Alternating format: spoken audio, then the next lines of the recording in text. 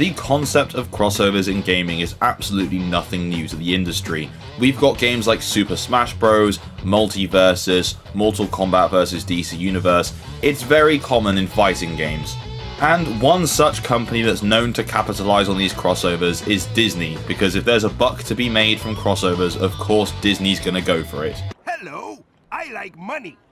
In the last couple of years, we've had Disney Speedstorm, Disney Dreamlight Valley, we've had the mobile game The Magic Kingdom, so on and so forth. There's lots of Disney crossovers because there's lots of money to be made from putting these characters together. What we're going to look at today, however, are some of those entries that you may not remember just because they're so old, or perhaps because they flew under the radar a little bit. So don't expect to see the likes of Kingdom Hearts or Disney Dreamlight Valley here, because those are crossovers that everyone plays and everyone remembers. Now, before we go any further, if you enjoy movie tie-in games, Disney, nostalgia, throwbacks, any of that, this would be a really good time for you to subscribe. No, seriously, subscribe. And without further ado, our first game is Walt Disney World Quest Magical Racing Tour. This is a 2000s kart racing game developed by Crystal Dynamics, as in the Crystal Dynamics that developed Gex, some Tomb Raider games, and unfortunately the Avengers game from a few years ago. Ugh. Anyway, this isn't the biggest character crossover of all time, but its sheer concept alone makes it worth the entry in this video. The game centers around Chip and Dale and a bunch of new characters, but it also features Jiminy Cricket, so there's your character crossover. But the real kicker is that this is actually set in the Disney World Resort, and every single track is based off of a ride from those parks. So you've got Big Thunder Mountain, Blizzard Beach, Dinosaur, Rock and Roller Coaster, Haunted Mansion, Jungle Cruise, so on and so forth. All of your favourite rides from Disney are now racetracks for Chip and Dale to race around. This game launched on the original PlayStation, the Dreamcast, the Game Boy Color and Windows, and this was between March 2000 and January 2001. And this is one of those kart races that actually has a story. It's not much of a story, but it has one. The story sees Chip and Dale accidentally destroying the park's fireworks machine while gathering acorns, so now they drive around all these different tracks to collect firework machine parts to eventually restore the fireworks to the parks. Just so you can go and stand on Main Street and have some with a selfie stick stand in front of you so you can't see anything anyway. You can't keep getting away with it! Anyway, what I really like about this game is the soundtrack. They take most of the soundtracks that are actually used on the rides, excluding Rock and Roller Coaster because they couldn't get the Aerosmith license, and Dinosaur and Blizzard Beach, which for some reason use tracks from their other games, as in Gex. They use soundtracks from Gex, which is just a bit of an ick. But all the others have their iconic themes like Pirates and Haunted Mansion, and it's really fun racing around those tracks listening to some of your favourite ride songs. However, that's where my praises end, because for some ungodly reason the menu music for this game is the It's a Small World theme, just the instrumental, but that is enough to trigger anyone. And there is some absolutely ridiculous AI in this game that are either really easy or just stupidly hard to beat. And for a PS1 era game, this game can be quite ugly at times. And that's saying something. However, in terms of karting and handling, it is a pretty fun kart racer. There are better kart racers out there, especially from this era. In fact, there's better Disney kart racers from this era out there.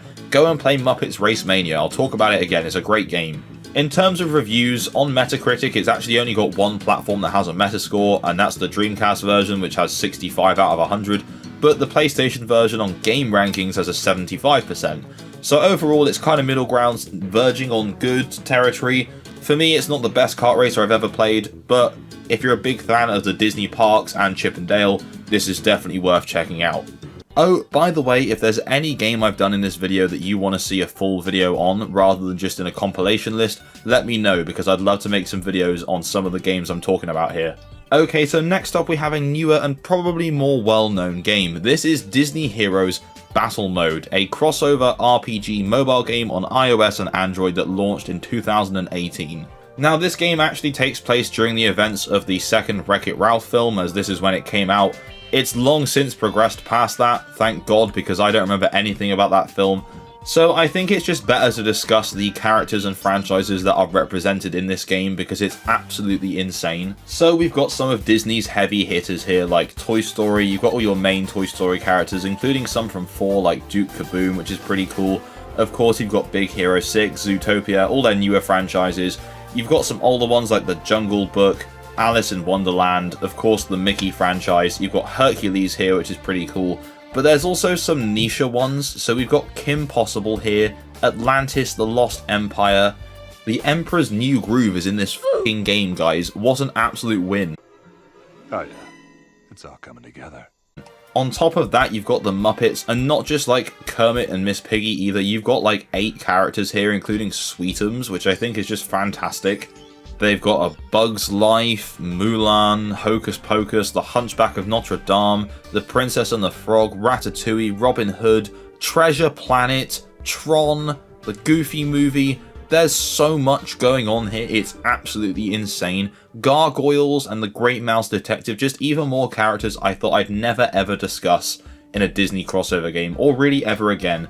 Phineas and Ferb are here as well. I mean, it's only Perry and Dr. Doofenshmirtz, but you know what? We'll take the representation, guys. We'll take the representation. We've even got the adorable Bolt in this game, and you know what? I just have to go and play this after I've made this video. I haven't actually played the game yet. I've just looked into this game, so I'm going to have to install this and play. I have no doubt this is probably very pay to win, but you know, it's fine. I love these characters. Whatever. The gameplay itself just boils down to very simple turn-based combat, and that's absolutely fine. It's a mobile game, I wouldn't expect anything too deep. I just think it's very impressive that this game launched in 2018 and is somehow still going 6 years later and being updated. That's very unheard of for a lot of mobile games, because even some of these Disney ones launch, they last like a year or two and then just disappear. The game itself even has an official forum and Discord server where they put votes up for different franchises that people would like to see in the game. And I've just seen a vote here for characters from Gravity Falls, Fantasia, Meet the Robinsons. Guys, there's some real deep cuts going on here, and I'm absolutely here for it. If you don't hear from me from a couple of weeks, it's because I've sunk all that time into Disney Heroes Battle Mode. Sorry, everyone. Okay, so next up we are going back in time just a little bit to the Nintendo DS era. This is Disney Friends, a game developed by Amaze Entertainment and published by Disney Interactive Studios. We actually got this game here first in the UK and Europe in October 2007, with it coming to America in February 2008 and Japan in June 2008. This game is a kind of pet simulation, kind of minigame collection adventure game. It's a bit of a weird one. It's like a cross between Nintendogs and like Hey You Pikachu and the Pokemon channel. There are a few different worlds featuring some of your favourite characters, and you are able to befriend a character from that world, like Stitch from Lilo and Stitch, Dory from Nemo, Pooh from Winnie the Pooh, and Simba from The Lion King. And to be honest with you, this game literally just revolves around you hanging out with that character, doing some random shit. You interact with them on the touchscreen and using the DS microphone. And I'm going to be honest, I'm a proud owner of Disney Friends. I played this when I was like 7 years old when this came out, because I was still on that big Nintendogs hype, and the minute I saw Stitch on the cover, my mind was just like, Oh yes. Oh yes. for what appears to be a Nintendogs cash grab kind of game, it did have some kind of cool features. You could experience holidays like Christmas or Halloween by using the DS clock feature. It had a day-night cycle which affected the characters and the gameplay. And you could also go on the Nintendo Wi-Fi connection to connect with other players' worlds. And that service was available all the way up until the end of the Nintendo Wi-Fi connection back in 2014. So for like 7 whole years you could actually use that, which is pretty cool. This game is definitely aimed at young children. It has a 3+ rating, and the entire point of the game is supposed to teach players about responsibility and nurture and the importance of helping others. So unless you are an adult with a severe lack of social understanding, you should probably leave this game for the kids. Now, this game does not have enough Metacritic reviews to give it a proper Metascore, but it does have 3 reviews which are 70, 70, and 75, so it's like a 72-ish out of 100. Not terrible. Actually surprisingly good for what it is. I've seen a lot of mixed things about this game, but for some reason the Metascore seems a lot higher than that, so we'll take the win.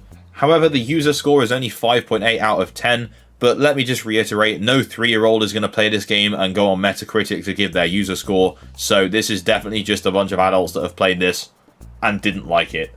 Now, before I head into the final entry of my Disney crossover games list, I do have 2 honourable mentions. Now, there are 2 very different reasons as to why I've put them here, so let's go with the first one. Our first game I'm going to mention is Disney Infinity. Now, if you want a Disney crossover game where all the characters interact, this is quite literally the crossover game to have. Now, this game isn't exactly forgotten. It's not one that I see come up in conversation all the time, but it was a very big thing back when it came out in 2013. I had the first two. I never got 3.0 because I kind of moved on from it at that point. But the first two games to me were so peak. They're not exactly amazing by any stretch, but they were such good fun and I had such fond memories with it. But the reason I'm not putting it as an entry in this video is because Disney Infinity could be a whole essay long video itself. There's so much to break down with characters in the game, levels in the game, unreleased content. I've seen there were some Muppet figures. I don't even know if they ever made it into the game. But my point is there's so much to break down in Disney Infinity. You've got the Cars level, Lone Ranger, Toy Story, so on and so forth. There's so much there that it would definitely need its own video. So if you guys want to see a Disney Infinity video, please let me know in the comments down below. Or we can discuss it in my Discord server. Yes, that's a thing. I keep forgetting to plug it. It's in the description down below. Join it and we'll yap about cars and all sorts of stuff. And also, I release little teasers and share behind the scenes stuff. It's pretty fun. Anyway, my other honourable mention is LEGO The Incredibles. There are a couple of extra Disney characters you can unlock in that game through different challenges, and one of them is LEGO Lightning McQueen. And I just think that's so funny that that's in a Disney LEGO game. Just like, you have the Incredibles, a superhero team, all their superhero characters, and then there's just Lightning McQueen in his little LEGO form, and I just think that's the most fantastic thing. So those are my two shout-out honourable mentions for this video. If you want to see more on those games, again, let me know. And so for our final entry on this list, let me introduce you to Disney Magical World, a cozy-ish but also dungeon crawler life simulation game for the 3DS. This game was developed by Hand and Bandai Namco Games, and in Japan was published by Bandai Namco, and in the rest of the world was published by Nintendo. This game in Japan launched in August 2013, in North America it launched in April 2014, and here it did not launch until October 24th, 2014. And by here I mean Europe. You can either play as your Mii or an in-game avatar, and you are in the town of Castleton. There are various quests and mini-games to do, such as fishing, gardening, you make clothes, you can decorate cafes, you can collect cards, you can make food, and then there's of course dungeons as well. You have to clear out ghosts. The crossover comes from there being four main plot lines. There's one in the world of Cinderella, one in Alice in Wonderland, one in the 100 Acre Wood with Winnie the Pooh, and one in Agrabah with Aladdin. Now, this is a pretty cool game, but my issue with this is it kind of feels like there's no main gameplay style. It's just a bunch of mini games and small sections thrown together, and they kind of called it a day. The dungeon parts are cool, but they're very simple. They could be better. The RPG system is kind of half-arsed. There's a rhythm game in the Cinderella world which could have done with a bit more fleshing out. It's all just very simple, I guess. It's just a bunch of random ideas thrown together that kind of work but don't really have any reason for them being together in the first place. And again, the argument can be, I'm a grown-ass man, this game is not marketed towards me at all. We're certainly not talking on the Disney Friends level. You can enjoy this game as someone who is older, but again, this is definitely meant for kids. In terms of critical response though, this game actually didn't fare too badly. On Metacritic it sat at 71 out of 100, and it actually did go on to receive a sequel, aptly titled Disney Magical World 2, which released on 3DS as well, and also ended up getting a remaster on the Nintendo Switch a couple of years ago, so they must have sold pretty well to make it that far. Maybe I'll pick up Magical World 2 for the Switch, just to add to the collection. It might be worth playing, who knows. Anyway, that's all I've got time for today. Have you guys played any of these Disney crossover games? Are there other Disney crossover games you'd love to see me cover or want to talk about? As always, please let me know in the comments down below. Thank you very much for watching. Please don't forget to subscribe if you enjoyed this video and leave a like. And as always, I will see you in the next video. Bye bye. Mickey, but you're 3 hours early. You know, I'm just obsessed with you. I find it really hard to believe that it's been 11 years since Disney Infinity 1.0 came out. I'm so old now. Except on the Wii U eShop it's been 10 years, but that's besides the point. Today I wanted to discuss the 6 playset games that were available for the first Disney Infinity, as well as the 29 individual characters you could get. So this video will be broken up into 2 sections. We'll have the playsets along with the characters you could get to use within the playsets, and then a special section for the characters who did not have their own playsets. So just for reference, I've been playing this on my PC, so this is the Disney Infinity 1.0 Gold Edition that came out on Steam in 2016. This meant I could buy the game and then not have to buy any of the figures, the base, the discs, anything like that. I could just play the game and switch characters whenever I wanted to. Now, before we go any further, now is your chance to subscribe. If you enjoy Disney content, old games, nostalgia, this is the perfect channel for you, so please hit that subscribe button as well as the bell for notifications. And we shall move on with the video. So first of all, I just want to give a quick shout out to the tutorial in this game. The intro and the tutorial are gorgeous, I have to say. Graphically, it looks amazing and it just sets the tone for the game really well. You start off as just this spark in space to create imagination, to build the world. And it's just such a cool little intro to the game. It takes you through some of the worlds, you meet some of the characters. It's just a really cool introduction to Disney Infinity as a whole. And it's the perfect length as well, because I was playing this and I thought, God, I hope this doesn't end really soon. It doesn't overstay its welcome. It's just the perfect length for an introduction tutorial to a video game. So I gotta hand it to Avalanche, well done. Okay, so first up I decided I was going to play the Incredibles playset. The Incredibles got representation from 5 different characters that were made into figures. We have Mr. Incredible, Mrs. Incredible, Violet, Dash, and Syndrome. Now, I really like how all 5 of these figures look in real life. They are all pretty cool and pretty nice to have on display. There is also a crystal version of Mr. Incredible that you could get, which was quite cool, but personally I wasn't so keen on the crystal releases. They should have done some rare reskins like Mr. Incredible's blue and black costume instead. That could have been cool. Anyway, this playset seems to be in an alternate timeline to the events seen in the actual Incredibles film, because obviously Syndrome dies at the end. So in this timeline, Syndrome rises up again to take over Metroville. Now, a little fun fact for you, it seems originally the story was going to feature the Underminer, as with the end of the first Incredibles, as he was in early concept art for Disney Infinity, but he was scrapped, most likely to include Syndrome as a playable character who's way more popular, which makes Disney more money. I had the Syndrome figure when I was a kid, and he was one of my favourite characters to play as in the game. He's just very cool. Now, for the most part, in the Incredibles playset, gameplay consists of 3 different things: fighting Omnidroids, saving civilians, and putting out fires. That's pretty much it. There is a bit more to it than that, but for the most part your missions will consist of these things. Now, traversing around the world starts off quite slow. You first get Mr. Incredible's car after you complete the first section. Eventually you'll unlock other ways of traversal, like helicopters, gliders. If you have Dash, you can get his super speed. It's all pretty cool, I have to say. It's just a shame it starts off feeling slow. Every character in this game feels like they run quite slowly, I'm not gonna lie. And that's the same across the board, not just in the Incredibles. Now, scattered throughout the world are a bunch of collectibles, and you know me, I love collectibles in my video games, so this was right up my street. There are capsules around that have items in that you can use in the toy box mode, which is essentially a giant sandbox, which we'll get to later. There are coins to collect to buy things within the world. There are chests that are scattered around that can only be opened by certain characters, so at the time, if you didn't have all the characters purchased, you could not 100% open everything in the game. As well as these chests, there are also missions exclusive to each of the characters, such as running with Dash and stuff like that, but you do have to have all the characters to be able to 100% each playset. However, if you're playing the Gold Edition on Steam like I am, that's not a problem at all because you can just switch out whenever you want.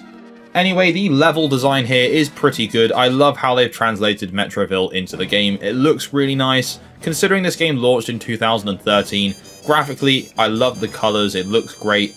I'm not so fond of some of the character models. I think Mr. Incredible looks a bit clunky. Some of them do look a bit strange in this game, but the world around them does look fantastic. Anyway, that pretty much takes me to the end of the Incredibles playset. If I had to sum it up, I'd say the figures are great, the character choice is pretty good, it's a shame there's no Frozone, I have to say. The level and world design are great, it's just a shame the missions are a bit repetitive, but you're probably going to hear me say that a lot throughout this video, so that's going to get repetitive as well. Okay, so next up we have Monsters University, and I emphasize this is Monsters University, not Monsters Inc. Now, initially when I went into this, I thought, oh, really? Monsters University, not Inc. But when you actually play it, it's pretty good, I'm not gonna lie. In fact, out of the original 6 playsets, I'd say this is definitely one of the better ones. Anyway, Monsters University gets represented by 3 different figures that you could buy. Sully obviously came with the base game, and then you could get Mike and Randy, or Randall if you're a Monsters Inc. fan. And to be honest, the figures are alright. The Mike and Randy ones are pretty good. I found the Sully one to be really poorly made when I got it with the base set. In fact, it broke quite easily. I remember having to super glue it back to the base. But they all look nice. Now, much like the Monsters University film, the main consensus of the Monsters University playset is an American college campus frat kind of experience. The Monsters University students come up against the FearTech campus students in an intense battle that consists of pranks, vandalism, some kidnapping as well, standard Disney stuff really. Anyway, whilst there is combat like there is of course in the Incredibles playset, this game does have a bit more emphasis on exploration, platforming, and some stealth as well, because you have to sneak up on the FearTech students to scare them. Now again, I have to say the movement just feels so slow at first, and it takes a while before you get any other way of traversal. You are just stuck walking until a good hour in when you unlock the beastly bicycle.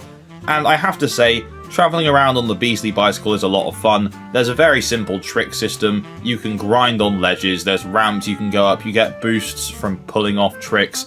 It's actually pretty cool, I'm not gonna lie. I spent way more time doing that than doing anything else in the whole playset. This playset also introduces the toilet paper launcher and a paintball gun, and I have to say, one thing I wasn't too keen on, and I think this is across the board in the whole of Disney Infinity, is the locking on system and aiming is a little bit janky. I found it a bit hit or miss really, and it was more miss than hit, especially the toilet paper launcher. But this didn't really affect my enjoyment too much, it was just a little bit irritating. Anyway, the Monsters University playset is broken up into 3 main areas as well as the Scream tunnels. You've got Monsters University, FearTech, and Frat Row. And I have to say, they all look pretty good. They all capture the vibe of the film and the overall campus of a college quite well. It's all very colourful, all very bright. You're going to hear me saying this a lot. The design of the NPCs in the world is pretty good. They all fit in with the world. I found the Incredibles ones to look a little bit jarring in comparison to the main characters, but the monsters all kind of fit in together, which is nice. Again, there are a wide variety of collectibles here. Red capsules, green capsules, there's the character-specific chests. There are flags for each campus you have to collect.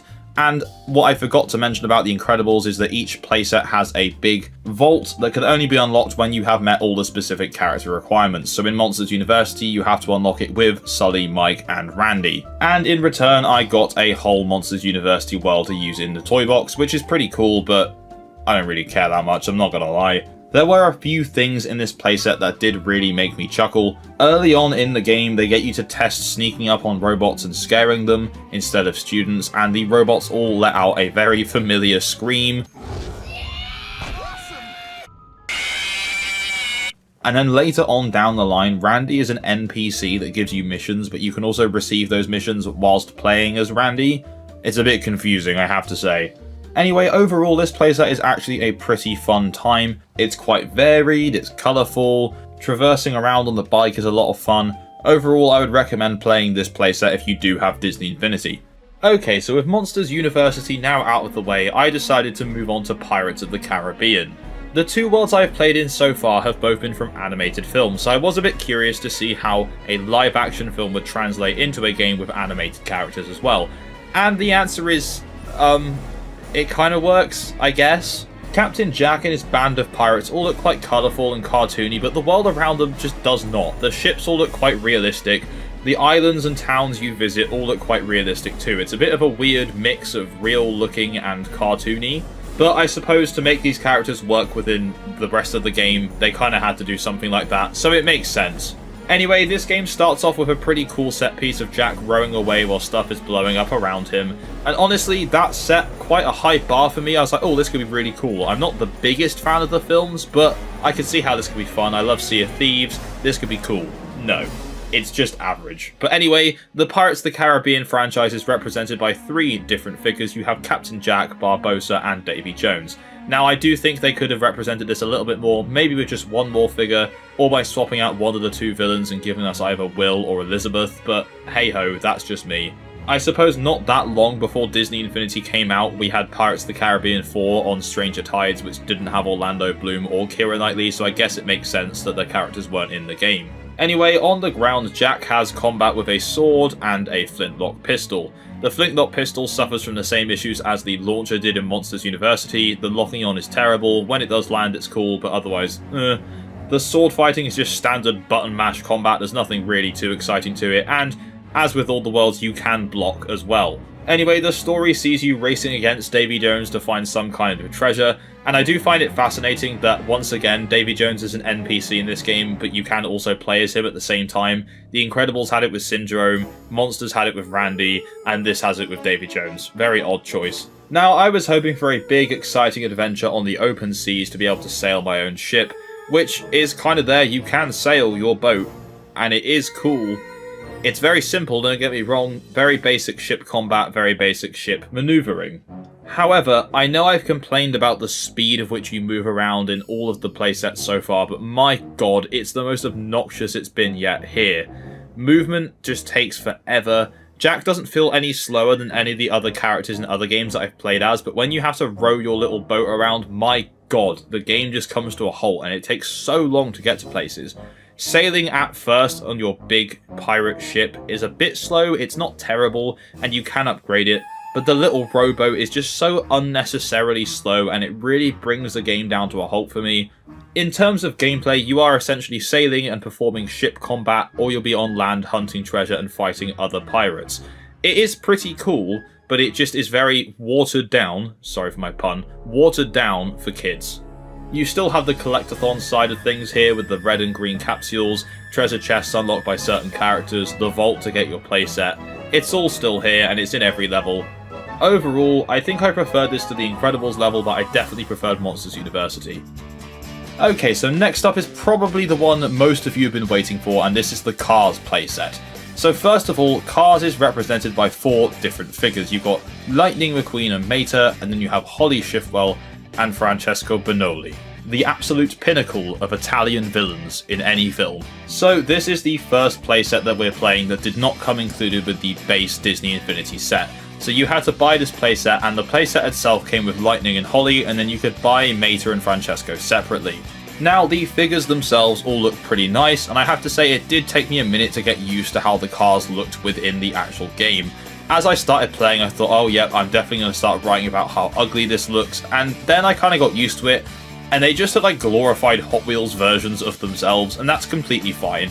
Now, Avalanche previously had experience working with the Cars franchise with the Cars 2 video game, which in my opinion at least was pretty good. So quite a few of the mechanics from that game make a comeback here, like the drifting, building up the boost, you can do the in-air tricks, stuff like that. If you played Cars 2, you'll be kind of at home here. Except this is significantly easier, like a lot easier than anything in that game. Now, as well as your 4 playable characters, here are some of the other characters that you will encounter during your adventure. Finn McMissile, Luigi, Fillmore, Ramon, Flo, Guido, the King, Shu Todoroki, Carlo Veloso, and of course, there are the tractors. And no Cars anything would be complete without our boy, Chick Hicks. Oh, it's been a while since I've been able to do that. So, interestingly enough, Sarge was actually meant to appear in the game. In early concept art, he is there, but it appears he was scrapped and replaced with, presumably, Finn McMissile, which would make sense considering he's parked at Sarge's hut. Anyway, the driving in this game actually feels alright. The physics work pretty well, drifting feels really nice, and most importantly, this playset does not feel slow, which it shouldn't because it's a Cars playset. However, it does not take long before you unlock turbo boosting as well, and you can get that upgraded. Most of your time in the Cars playset will be spent racing, but there are other missions like finding characters, clearing debris, rounding up tractors, and towing other vehicles. It's all fairly standard Cars stuff that we have seen before, but in the context of Disney Infinity it is slightly different, and it works pretty well, I have to say. Now, again, it does get quite repetitive, but as someone who is a fan of the Cars series, I did really enjoy this playset, and I definitely will be going back to play some more. Radiator Springs looks pretty good in this game, I have to say. I think it has been built and looked better in previous early Cars THQ games, but I think here it does work very well, and the building customization, as with all the other levels, is very cool. Some of the combat from the Cars 2 game does actually come across here, as there are a couple of machine gun and missile challenges, although this is the only level that doesn't have any actual enemies to shoot, so I guess they didn't want to double down on the car murdering they'd done in the previous game. Once again, you have all your standard collectibles, you have the chests, you have the vault, but to be honest, I think I enjoyed collecting them more in this level than any other because it just really took me back to playing the original Cars games when I was a kid. You know, going around, collecting all the lightning bolts and all that. It just really took me back, and it was quite a good time. Now, personally, I do think the two other character choices outside of Lightning and Mater for this set were a bit, Obviously, Cars 2 had come out fairly recently when Disney Infinity came out, so it makes sense to put Holly and Francesco there. But, you know, Finn McMissile was the goated character from that film. Like, we didn't need Holly, we didn't need Francesco, and then you could have used the Francesco slot for Chick Hicks, and then everyone would be happy, because he's in the game anyway. So, anyway, that's my mini Cars rant over. Good playset overall, definitely up there with the best ones in Disney Infinity. Moving on. Okay, so for our 5th playset, we have the Lone Ranger. Now, loads of you are probably looking at me like, huh? But let me tell you, the Lone Ranger was a 2013 Disney live-action film directed by Gore Verbinski, who was the director of the original 3 Pirates of the Caribbean films. The film starred Armie Hammer as the titular Ranger and Johnny Depp as Tonto. There was a lot of controversy at the time about Johnny Depp playing a Native American, but here we are, it got a Disney Infinity set anyway. The film pretty much flopped, it didn't review very well, and pretty much is just forgotten now. Anyway, so the Lone Ranger playset only comes with 2 figures, and that is the Lone Ranger himself and Tonto.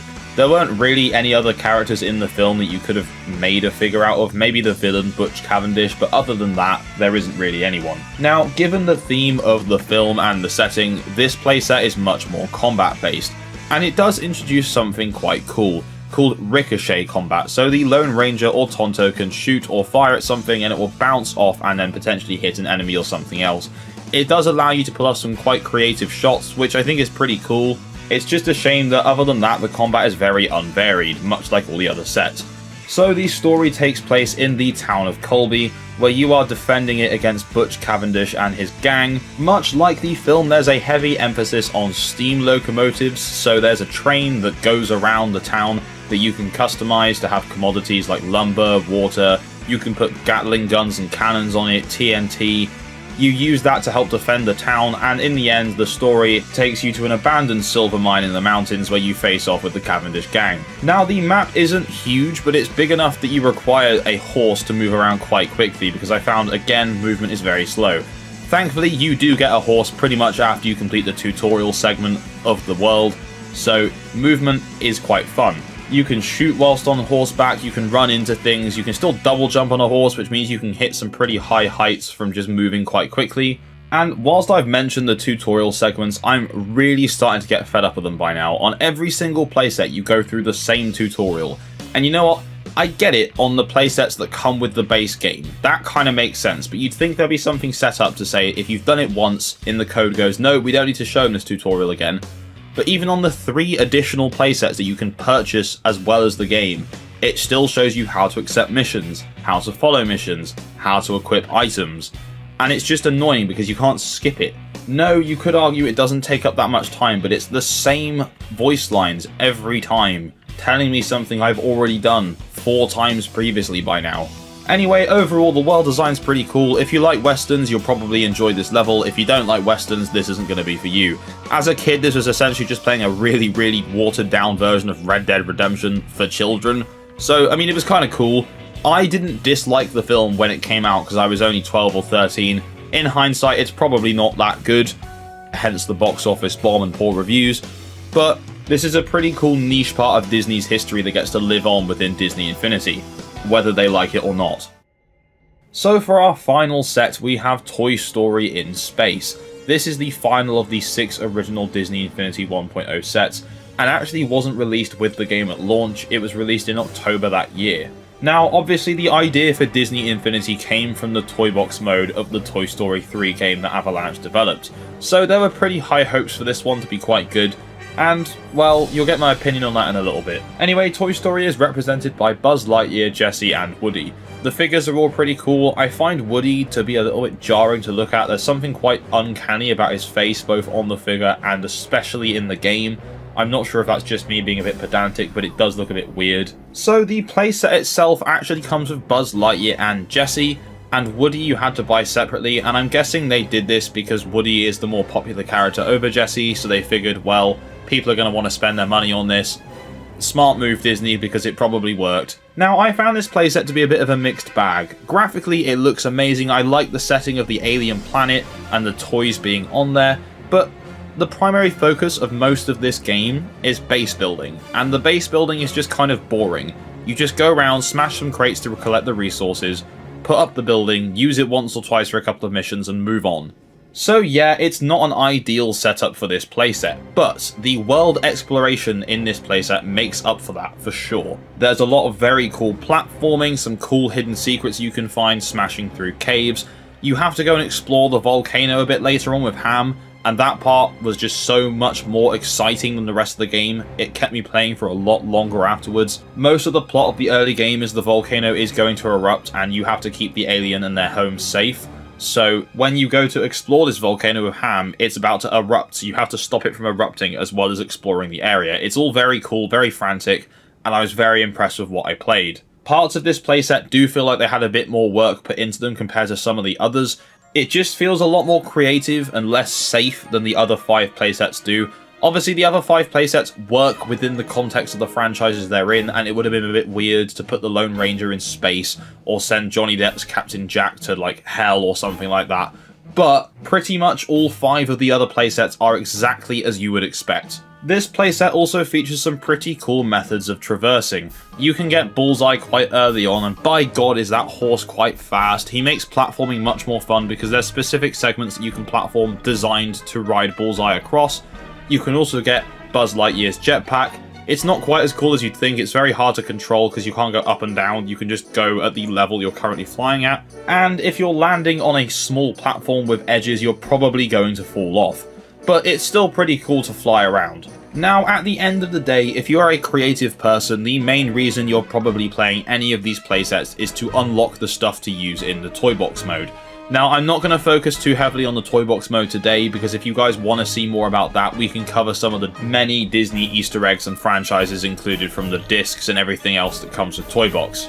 Anyway, the Toy Story playset is just overall quite a mixed bag. It has some really fun moments, some cool methods of traversal, but the base building kind of lets it down for me. If you're into that kind of thing, that's cool, I'm glad you like it, but for me, I just found it to be quite slow and very repetitive because you have to just do the same thing to unlock all the buildings.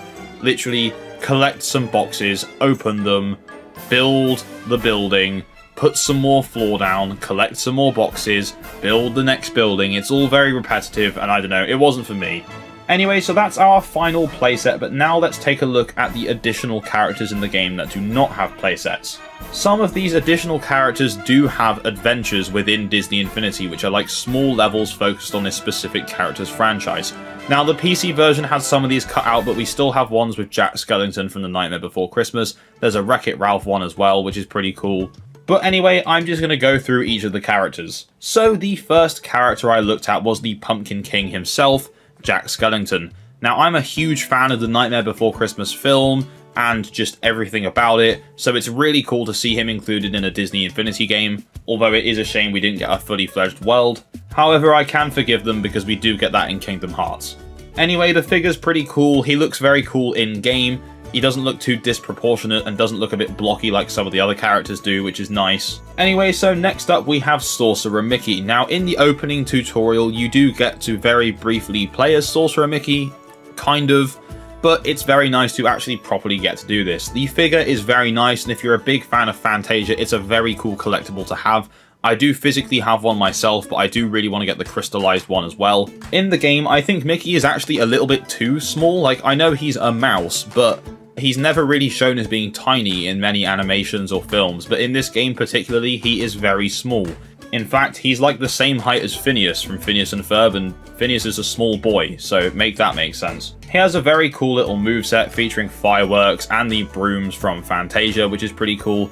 But again, a lot of these characters, it's just a shame they didn't have their own fully fledged worlds. But I understand why the worlds that got chosen did, because they were all quite big at the time of the game coming out. Okay, so next up we have Rapunzel from Tangled. Now, this is a film that I'm surprised didn't get its own world, because it was quite big around the time when Disney Infinity came out, and you very easily could have had figures for Flynn Rider as well. But I am grateful we got some kind of representation. Now, it's very cool that Mandy Moore actually voices Rapunzel in this game like she did in the film, which I think is always a nice touch when you can actually hear the original voice actor in the game. Anyway, as you probably could have guessed if you've seen Tangled, her moveset revolves around a frying pan. And there's nothing wrong with that because the frying pan is iconic. But there's not really much else to say about her because there's no challenge for her. She just is kind of in the game. The character model's cool, the figure's cool. Not really much else to say. So next up we have Anna and Elsa from Frozen. Now I have to say I was quite surprised initially that Frozen didn't get its own playset, but then I remembered that Frozen didn't actually come out until about 4 months after the original Disney Infinity, so I guess that makes sense, and with Disney Infinity 2.0 being solely focused on Marvel superheroes, I guess that's why we never got a Frozen playset. Now, both the original voice actors come back to voice their characters respectively, so you have Kristen Bell voicing Anna and Idina Menzel voicing Elsa, which is pretty cool. Anyway, Elsa's moveset revolves around using ice, because of course it does, that would make so much sense, and Anna has a grappling hook. I don't really remember Frozen, but I don't remember having a grappling hook in it either, so I don't know. Anyway, both the figures are pretty cool if you're into Frozen, and the character models suit the game pretty nicely. Anyway, so next up we get one of my personal favourite additions to the whole of Disney Infinity, and that is Perry the motherfucking platypus. What an absolute legend. God, I wish we got a Phineas and Ferb playset. That could have been so cool. Half of it focusing on Phineas and Ferb building absolutely ridiculous stuff, and the other half being Perry's Asian escapades. Perry's moveset pretty much relies on him throwing his hat, which is quite funny because every time you throw it, it doesn't come back to you. A new one just spawns straight on his head. Anyway, it's a very cool figure, a very cool character model. I rate it. So I just want to say as well, Ferb was actually at one point meant to be in the game as a playable character. There's actually trailers that were shown off that had Ferb in the footage, and he has been found in the game's files, and you can kind of play as him, but you can't really do anything. So I guess they just cut him because Ferb doesn't really speak much in the show, and I guess there'd be less interest in having him as a character. Personally, I strongly disagree, but that's up to Disney. Okay, so next up we have... Oh my god, why does he look like that? Yes, we have Phineas. Jesus Christ. The model for this character is just hilarious. I don't know if it was done intentionally or not, or if someone finished that and said, yes, this is the one, but my god. Anyway, Phineas's moveset doesn't really have any proper attacks. He can charge and he has a baseball launcher gun, and that's it. I mean, he's not exactly known for being a violent child, so I'm not surprised. The figure itself is pretty cool, but the character model, I just have to say, is hilarious. I know it's not intentionally funny, but the eyes, oh my god, the eyes. So next up we have Vanellope von Schweetz and Wreck-It Ralph. Now Vanellope is pretty cool because she keeps her glitchy persona in the game for her movement and attacks, which is done really well. And Wreck-It Ralph is fine. He's not voiced by his original voice actor, so it sounds a bit jarring when he speaks. But as a character and a model, he's also pretty cool. Ralph's attacks are his standard I'm gonna wreck it and charge and punch the ground, and he can also throw these cherry bombs which have a very cool 16-bit era explosion when they land. That is a very nice touch, I have to say. And like I mentioned previously, there is an adventure for Wreck-It Ralph in the game. And that takes us to the end of the additional characters in Disney Infinity. Now, I did mention briefly there are some additional characters that are just crystal variants of their already original models, and there are a few of these. They are pretty cool, but I'm not going to talk about these today because I'm just talking about the actual playsets and characters. Disney Infinity overall has just really reminded me of a much simpler time where games didn't have to be hyper-realistic and absolutely enormous. They could just be fun and colourful. Yes, this game is shockingly easy, but you aren't playing it really for the difficulty, you're playing it for the fun of having these Disney characters. And for me, I was playing it to play with a friend or with my sibling. It's all just for fun. And really, this game was built off of the toy box from Toy Story 3, so the main focus of Disney Infinity is the toy box. It's not on the playsets. After the success of the original Disney Infinity, Disney remembered how much they loved making money. Hello, I like money. So a little over a year later, Disney Infinity 2.0 was unleashed upon the world. The game was once again developed by Avalanche Software, with Heavy Iron Studios handling the Windows, iOS and Android ports.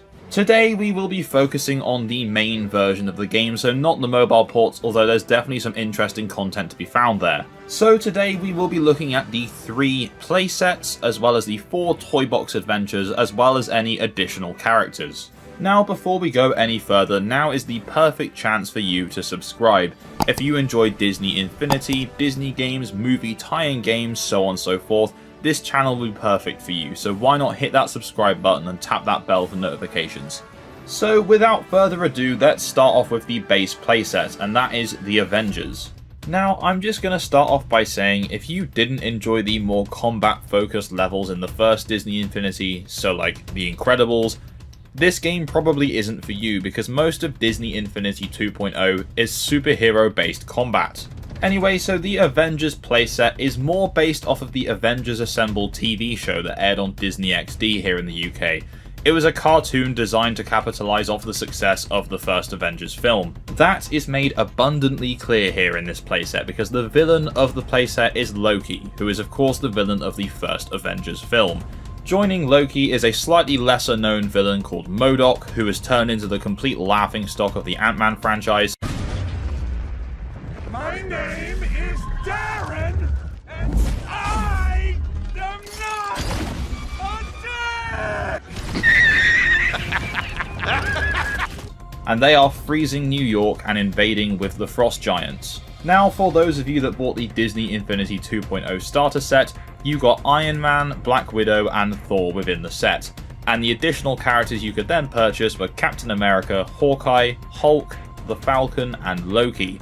Now, something really cool that these three Marvel sets do is they have crossover characters, so characters from different sets that, after you collect so many of their tokens in that world, you can play as them and get special missions especially for that character. So in the Avengers playset, the two crossover characters are Rocket Raccoon from the Guardians of the Galaxy playset and Nova from the Spider-Man playset. Now, of course, the previous Disney Infinity playsets were all based off of fictional places. This, on the other hand, rebuilds New York within Disney Infinity. And just for reference, this is 4 times larger than the Incredibles playset, so it's definitely a much bigger superhero experience. Now, as someone who very much so enjoys Marvel, the MCU, the comics, the TV shows, all of it, this game was right up my street. Now, don't get me wrong, it's not perfect. It's still very button mashy, it's still very samey, but I did have a really good time. There isn't really a 3D open world Avengers game out there where you can just fly about as each of your favourite characters or drive around as whoever can't fly.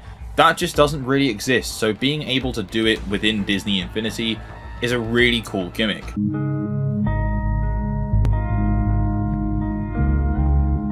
And to add to the immersion, if you are a big fan of the Avengers Assemble TV show, pretty much all of the Avengers from the show have their voice actors in this game as well. And on top of that, Samuel L. Jackson comes back to voice Nick Fury. Just a fun little fact for you, Yuri Lowenthal is the voice of the Toy Box narrator in this game, and he actually goes on to voice Spider-Man in the PlayStation Spider-Man series. I just thought that was pretty cool. Anyway, so in terms of missions, it is all quite samey. There'll be big blocks of ice you have to break up, and then as you break them, Frost Giants spawn, you fight the Frost Giants, rinse and repeat. This happens quite a few times. There's a cool few little set pieces like rescuing a bus off of a bridge, assisting an armed convoy, and there are a couple of boss fights as well, so it is a pretty cool game.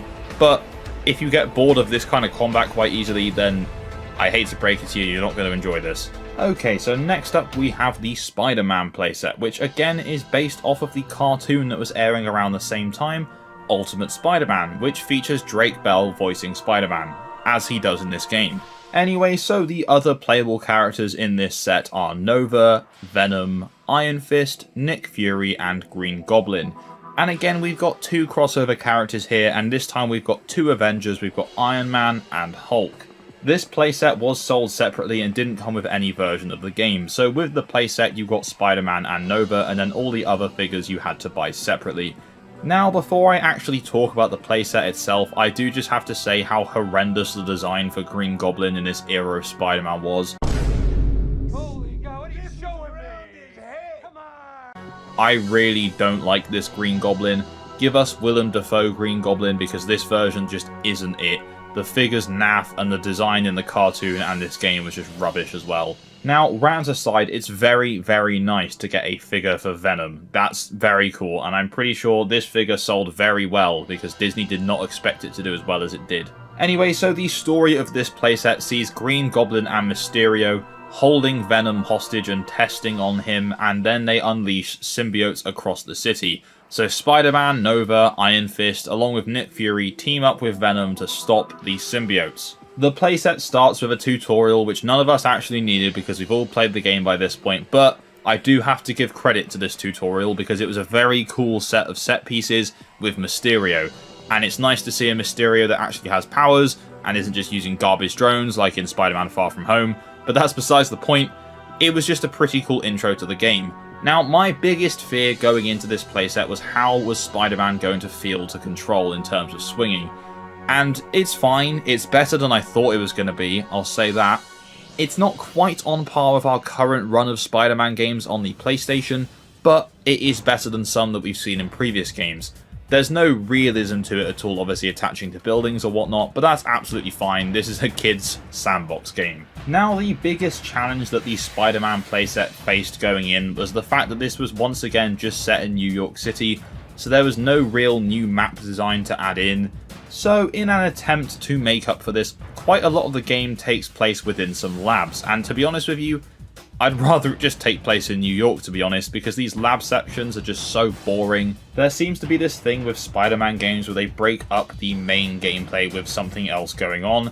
Now, don't get me wrong, the gameplay within these lab sections is still fairly similar, but having Spider-Man contained to these small rooms is just kind of boring to me. The whole fun of Spider-Man is swinging around, making the most of your environment, and just doing that in such a confined area is just so dull. However, you shouldn't let these lab sections put you off, because aside from these, this is still a really fun playset with some pretty cool characters to go in. I kind of thought Nick Fury was a bit of a weird and bland choice of character to put in, but I guess when you've got the voice of Samuel L. Jackson in your game, you're going to make the most of it. However, I do think it would have been nicer to have one of the other more prominent characters from the Ultimate Spider-Man TV show, like White Tiger, Luke Cage, or Black Cat, someone like that. But it's absolutely fine. It's still cool to have Samuel L. Jackson in a video game. Okay, so for our third and final Disney Infinity 2.0 playset, we have Guardians of the Galaxy. Now, the actual story of this playset is very heavily inspired by the first film, featuring an invasion from Ronan, and the Guardians getting the stone to the Collector. However, the voices of these characters and the designs are actually from the Guardians of the Galaxy TV show that was airing at the same time as Avengers Assemble and Ultimate Spider-Man. All three of these were part of the same universe on Disney XD, which is pretty damn cool to be honest. So in the Guardians set, there are a total of 7 playable characters. The first 2 are Star-Lord and Gamora, and they came included with the playset when you bought the level. The other remaining 5 are Drax, Groot, Rocket Raccoon, and then we have Ronan the Accuser and Yondu. Now, Rocket Raccoon was one of Disney Infinity's best-selling figures. I remember trying to get this one and it just being sold out everywhere every time I tried to get it. There are also 2 crossover characters in this level as well, and those are Nova and Iron Man. And that makes Iron Man a crossover character in both Disney Infinity playsets that he is not originally a part of, which is pretty damn cool and testament to RDJ's performance of Iron Man, and just the iconic status that he took Iron Man to. The Guardians playset gets immediate bonus points from me for just not being set in New York. This is set on Nowhere, which is actually a severed celestial head, which is pretty damn cool and was in the Guardians of the Galaxy films. Anyway, so in terms of gameplay, yeah, it's kind of similar to the Avengers and Spider-Man one. There's a little bit more going on here, just on account of the fact that it's in space. There's a couple of on-the-rails shooter moments, which is kind of cool. And depending on the character you play as, you can kind of turn this into a third-person shooter, rather than just a brawler. Now, I started the game playing as the base character Star-Lord, which was a nice mix of both. You've got his blasters, but he also does have some fairly cool combat. I then switched it up to Rocket Raccoon, thinking, oh, he's the most popular character for a reason. I'm going to be real, early on in the game before you level him up, he's probably one of the worst characters to play as because he's only got a really slow-firing semi-auto blaster. His single attack doesn't even combo, it's just a little charge through people. Eventually you can level this up so you get dual blasters, higher damage, different moves, but he will always only have one melee set in this level, and that is charging people. Now, in terms of difficulty, I think this might be the first time I actually had any difficulty playing a level in Disney Infinity ever. That could have been down to the fact that I swapped out to Rocket halfway through the game's story and made it a bit more challenging for myself by resetting and going back to a level 1 character. And there's these convoy missions where Yondu's flying this very slow-moving craft and you have to make sure he can get through. And the enemies spawning are just ridiculously overpowered and it takes so many shots to kill them that I actually had to restart a couple of times. but I got there in the end. Now, although this does take a lot of inspiration from the films, it's very cool to see some comic book references in here as well.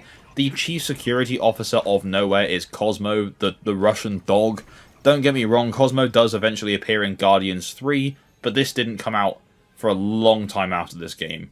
Again, the character design is kind of a mixed bag. Some of them look really good. Cosmo looks really weird. I don't know what it is about him, he just looks odd. The same with Drax, his arm movements are just a bit strange. He's closer resembling his comic book counterpart rather than the movie, but just the actual design of the figure itself is just a bit But needless to say, some slightly poor design does not stop this playset from being a pretty good time. If you are a big Guardians fan, don't get me wrong, there's already a really good Guardians of the Galaxy game now, but this is definitely still worth checking out. Personally, I would say this is probably my favourite playset out of the 3 Marvel ones for Disney Infinity 2.0. They're all pretty good, but I think this one just takes the win by just a small margin. Okay, so next up we have 4 Toy Box games. Now, Toy Box games are a new thing to Disney Infinity 2.0. They're little smaller levels featured around different characters and themes, which is pretty damn cool. Now, the biggest shame of the Toy Box games in 2.0 is that there are only 4 of them, and 2 of them are Marvel related, which I have to say is quite disappointing because you added characters from Tron and Big Hero 6. They both could have easily had their own Toy Box games rather than there being another Guardians level and another Avengers level. We didn't need them. Anyway, so the first Toy Box level I played was Escape from the Kiln, which is like the prison in Guardians of the Galaxy. This turns the game into a kind of semi-top-down dungeon crawler combat game, which is pretty cool. It took a little bit of getting used to because the camera is unnecessarily sensitive and a bit awkward to control. It introduces the sidekick gimmick, and the sidekicks are all those little figures from the first Disney Infinity game, but you can go through, collect loot for them, upgrade their armor, upgrade their weaponry, and their ability to find more loot. Honestly, when I first started playing this, I thought, oh god, this isn't going to be for me, but then I kept playing and I actually started to enjoy it quite a lot. It was a nice change up from the generic Disney Infinity gameplay I'd experienced up until that point. Don't get me wrong, it's still quite a lot of the same combat, just from a different perspective. But to have a dungeon crawling level in a Disney Infinity game, to me, just seemed very cool. Anyway, so Escape from the Kiln had set the bar fairly high for me, so next I moved on to Brave Forest Siege, which of course is about the Disney film Brave. This is the first level in 2.0 that I had played that wasn't themed around Marvel characters, so it was nice to get to play as someone from outside the Marvel universe. The only Brave figure in the game is Merida herself, which is absolutely no problem at all, because I'd honestly be hard-pressed to tell you another character from that film they could have justifiably made a figure out of that would have sold at all. Anyway, so I was expecting something cool, something Brave-themed, and don't get me wrong, the level is Brave-themed, but it's literally just a reskin of Escape from the Kiln. It's another dungeon crawler with a sidekick, and you work your way through the levels, getting keys, getting loot, and leaving, and that's it. Pretty cool, but there's no need to play both, because once you've played one of them, you've played both of them. Merida herself controls pretty well, and her bow and arrow ricochets in a similar vein to how the Lone Ranger's gunshots did in the first game, which is pretty cool, and you can upgrade that so it becomes quite overpowered quite quickly, just spamming the bow and watching it bounce from enemy to enemy. Anyway, I didn't play loads and loads of this because, as I said, it was exactly the same as Escape from the Kiln. So, with slightly lower hopes than I'd had previously, I moved on to the next Toy Box game, which is Assault on Asgard. So you can play as any of the Avengers for this level, but I chose to play as Thor, A, because it's on Asgard, and B, because I'd already played as him loads in the Avengers playset, so I'd already earned a load of XP and upgraded his skill tree quite a lot. Now again, I was very pleasantly surprised with this level, as it turns out to be a tower defense game, which again is probably one of the last genres I would have expected to have seen in a Disney Infinity game. You can place turrets and traps and so on and so forth, and the enemies will come from different directions, and you have to guard Asgard from the Frost Giants. You can fly around, do all your usual combat. It's not top-down, it's just standard third-person combat that we've come to see from Disney Infinity, but the tower defense part is pretty cool. There's also those little minifigure AIs going around, and you can also rescue them for extra points and loot, which is pretty cool. Now, I didn't play all of the levels of Assault on Asgard, but of all the ones I played, they were all 10 wave levels, which is perfect. They don't overstay their welcome. It lasts the right amount of time. It's about 10 to 15 minutes, depending on how quickly you clear the waves. Overall, it's a pretty good idea, fairly decent design, and to be honest, for all these toy box games, it's a nice way to be able to level up your characters outside of the playset, or in the generic toy box. Anyway, so again, I was riding on the highs of Assault on Asgard, so I moved on to the fourth and final of the toy box games, and that is Stitch's Tropical Rescue. And honestly, I was actually most excited for this because I knew I finally was going to get the chance to play as Stitch, but given the pattern of the first two levels, I probably should have expected this. This is another tower defense game, exactly the same as Assault on Asgard, except this time you play as Stitch, or you can choose one of the many other outside of Marvel standard Disney characters like Donald Duck or Merida or Aladdin, so on and so forth. Kinda cool, I guess, but once I'd already done Assault on Asgard, I just wasn't interested in doing this again. The same logic applies. You have turrets, you have traps, you can rescue the AI for extra points, and they are 10 wave-based levels, so still very cool. I just wish I'd played this one first before Assault on Asgard because I would have enjoyed it a lot more. Anyway, Stitch himself is a pretty cool character to play as. He's quite quick, his combat is very fast, he's got his blaster, you can upgrade that to have 2 blasters, kind of similar to Rocket, except this time he actually has some good melee combos as well. Anyway, that takes us to the end of the Toy Box game, so finally I have the remaining characters that do not either have a Toy Box themed level or a playset. So in this section I will not be discussing the Marvel characters or Stitch or Merida. Okay, so first up we have Donald Duck. Now I'm very surprised there was such little Mickey Mouse franchise representation in the first game, and my surprise continues here. Across all 3 Disney Infinity games there's not one single playset themed around Mickey Mouse, and Donald is the second character from the franchise to get representation by the second Disney Infinity game. He's got a very cool design, he throws cartoony things like vases, boots, so on and so forth as his projectile attack. He just has very standard melee combat. Overall, pretty standard figure, nothing too exciting, but it's nice to see some Mickey representation in the game. Although it is important to note that the Sorcerer Mickey Crystal version of the figure did launch once Disney Infinity 2.0 had launched. It was not during the original game. So technically you could argue there were 2 Mickey franchise figures from this game, but not really. Okay, so next up we have Aladdin, who has a pretty nice design that resembles him from the film.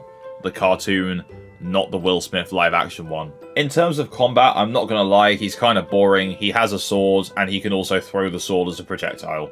That's literally all there is to him. This is again another franchise I'm surprised didn't have a Toy Box game or some little more representation, because Jasmine is also in this game. But that's fine, we can just make our own levels in the Toy Box. Okay, so next up we have Tinkerbell, which is a kind of random inclusion, in my opinion, but I guess it makes sense in terms of Disney popularity. Her projectile attack is actually kind of cool. You wave the wand and it hits enemies and suspends them in animation in the air for a short period of time. It's a very cool effect, especially when you have a big load of enemies and you just do it to all of them. It's quite funny. Unfortunately, that's where my excitement ends, because her melee attack is just her waving the wand around. She can fly, of course, because she has wings. The flying around is pretty cool, so there's credit for that. Nice character design, nice figure design, moving on. Okay, so next up we have Maleficent. Now, the reason for this figure being in the game is because there was the Angelina Jolie film of the same name coming out around the same time. The design for her in this game kind of creeps me out. There's something quite uncanny about her face. I don't know what it is, it just creeps me out a little bit. However, she's a very cool character to play as. Her projectile attacks are just more magic, but they can hit very hard. Her melee attacks, again, it's kind of just more magic, but if you upgrade Maleficent, you can actually unlock her wings and fly around, and that just looks insanely cool. Anyway, pretty cool figure design, not too keen on the character design just because of the uncanny face. Personally, I think they should have gone with the original animated design rather than the live action one, because the live action characters in Disney Infinity don't work quite as well alongside their animated counterparts, but hey ho, that's fine. Okay, so next up we have Hero from Big Hero 6. I've probably butchered that pronunciation, I haven't seen that film in such a long time. Anyway, insanely cool figure and character design, I have to say. Some of the most creative attacks and projectile shots I've seen in the game. Although I guess you couldn't really describe it as a projectile because you just ride the glitchy wave and it's so cool. It just looks really well done. Why was there not a big Hero 6 level somewhere in this game? I don't know. Which leads me nicely onto Baymax, another fantastic figure and another fantastic design. He's in his full superhero costume here, so you can fly around, which is just so much fun. Attacks wise, projectiles is the fist, and then you just have standard melee combat. But to be honest, it's all pretty cool. You can upgrade it so you can fire quicker with higher damage. Again, I don't really have much else to say about Baymax because he's just a very cool character with a very cool design. Nothing else to really add. So moving on, we have Jasmine from Aladdin. The character and figure design are both very good and match her from the cartoon film. In terms of projectiles, she has a really random projectile attack where she kind of fires off a tornado that is produced by the magic carpet, which I just think is quite funny, and then she just has very standard melee combat.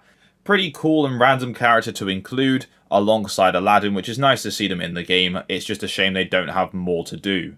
And now for our final two characters. Both of these are from the Tron franchise, having appeared in the more recent Tron Legacy. I am a huge fan of the Tron franchise, although as middling as it can be with Legacy.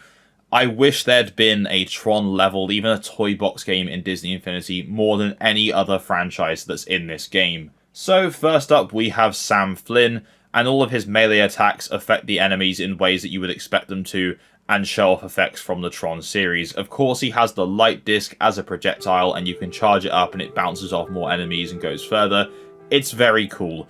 There were, of course, the power discs you could get in this game that then unlocked you the light cycle and other Tron vehicles as well, so there is a fair bit of Tron content in this game. Finally, for our second Tron character, we have Korra. I think that's the correct pronunciation. Honestly, I don't remember. It's been a while since I've seen the film. Her melee attacks are with her sword, and the projectile is her throwing that sword.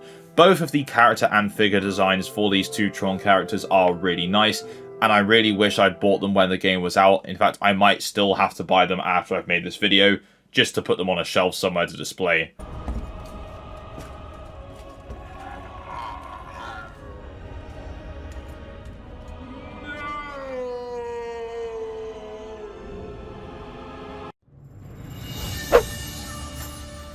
Okay, yes, here's my Disney Infinity 3.0 video.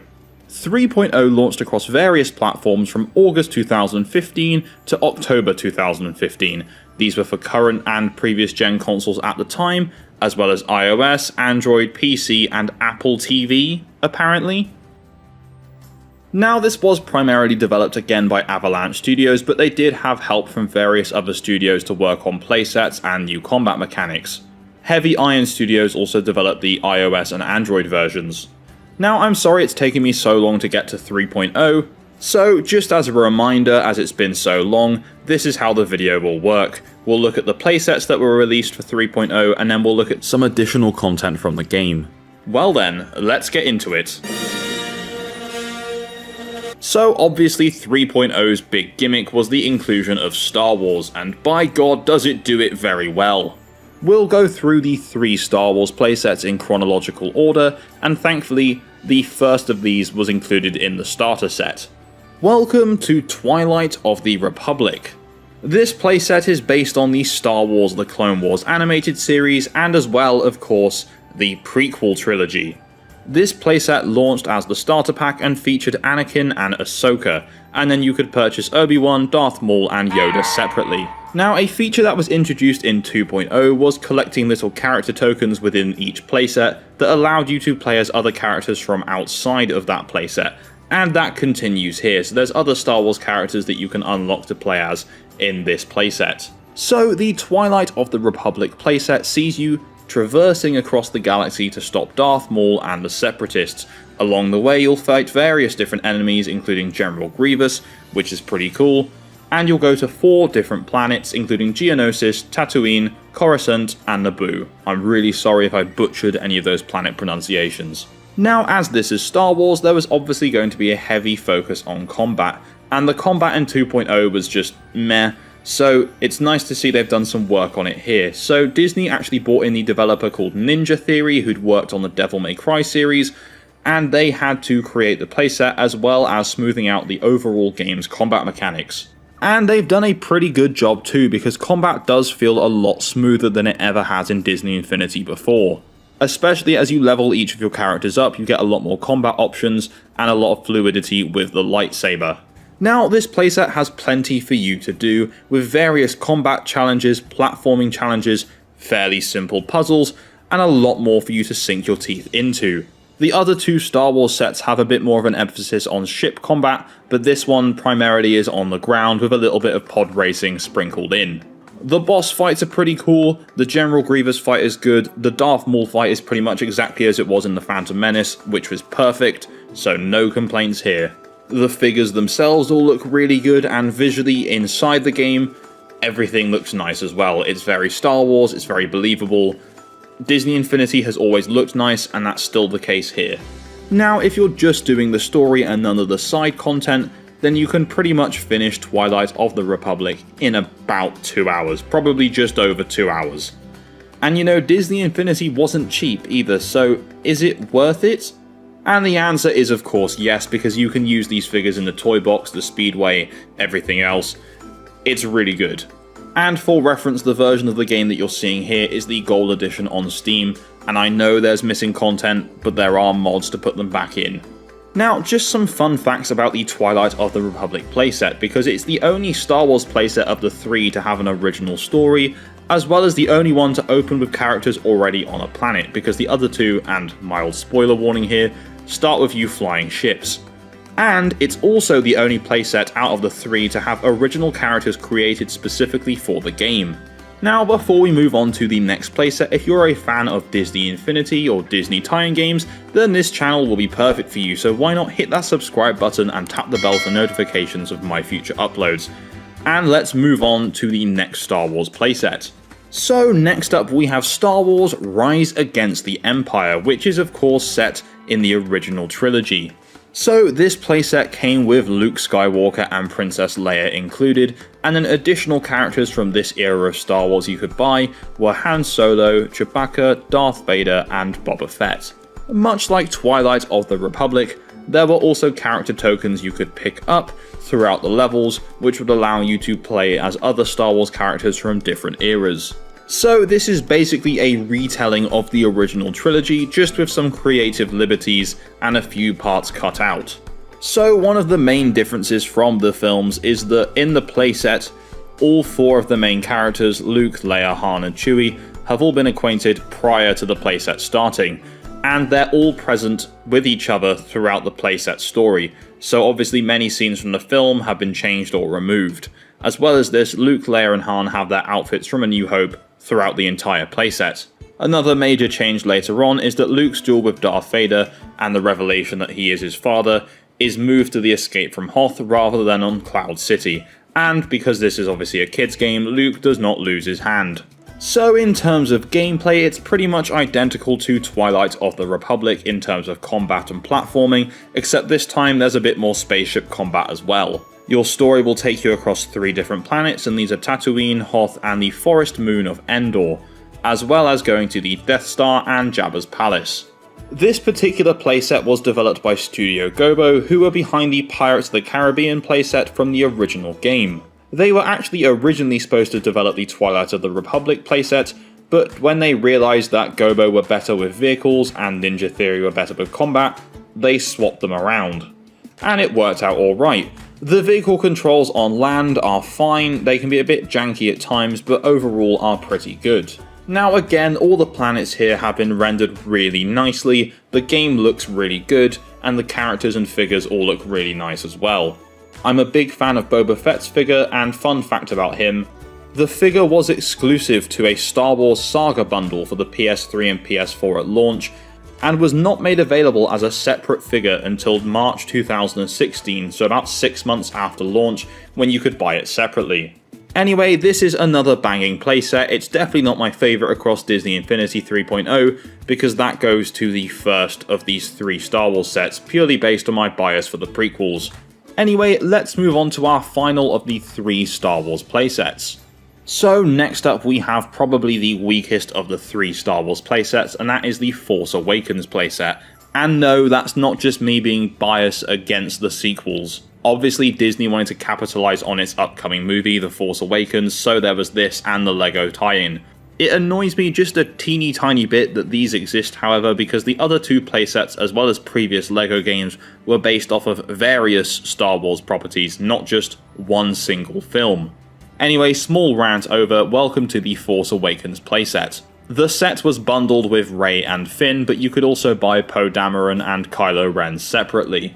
This playset was not available at the launch of the game and actually released a couple of months later on December 18th, 2015, which was the same day as the film. The playset follows the basic plot of The Force Awakens, but again cuts out and changes a few things. So that means certain characters got removed entirely, such as Captain Phasma, General Hux, Supreme Leader Snoke, and even Luke Skywalker are not in this playset at all, as well as Rey's side of the story is not in the game whatsoever, and the opening section of the film is completely removed, with the playset beginning with Finn and Poe escaping the First Order in a TIE fighter. So the game will take you across a couple of different planets and locations, starting on Jakku, Takodana, and eventually Kylo Ren's Starkiller base. I think that's what it's called, don't come for me.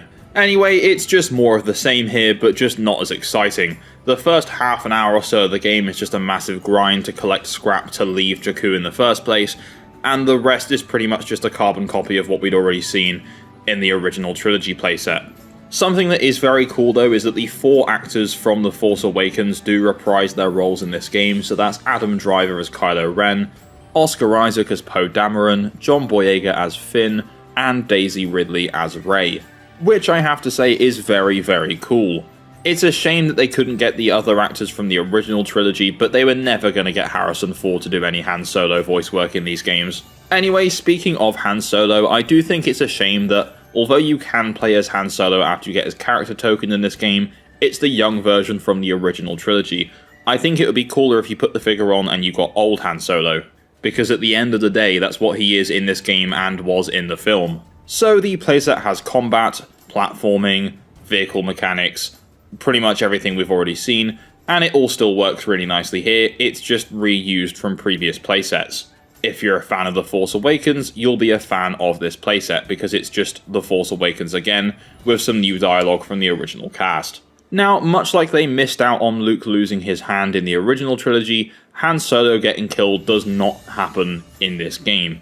It's implied, but we never actually see anything happen.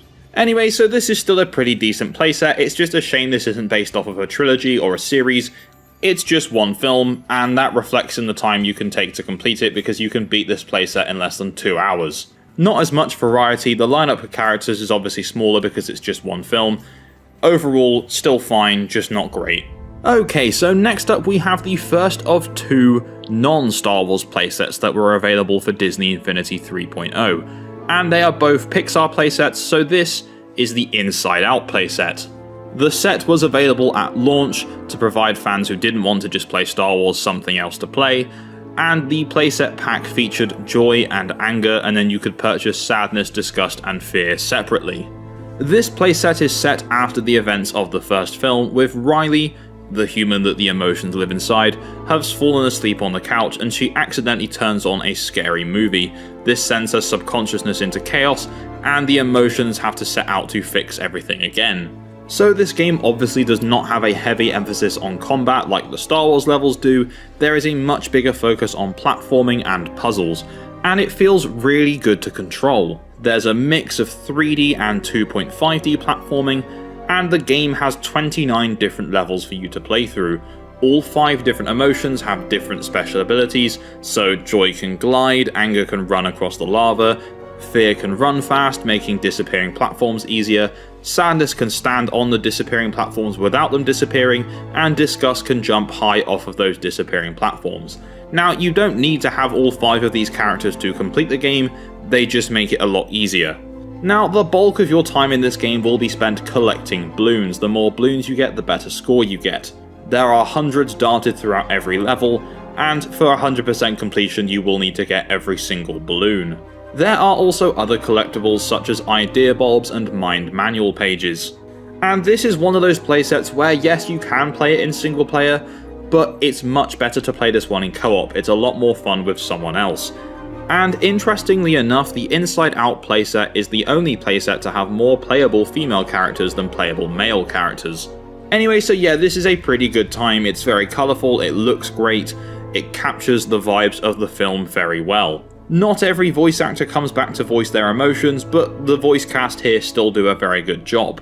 Overall, the Inside Out playset is very reminiscent of 3D collectathon platformers, and I'm a huge fan of that genre, so the Inside Out playset is a win for me.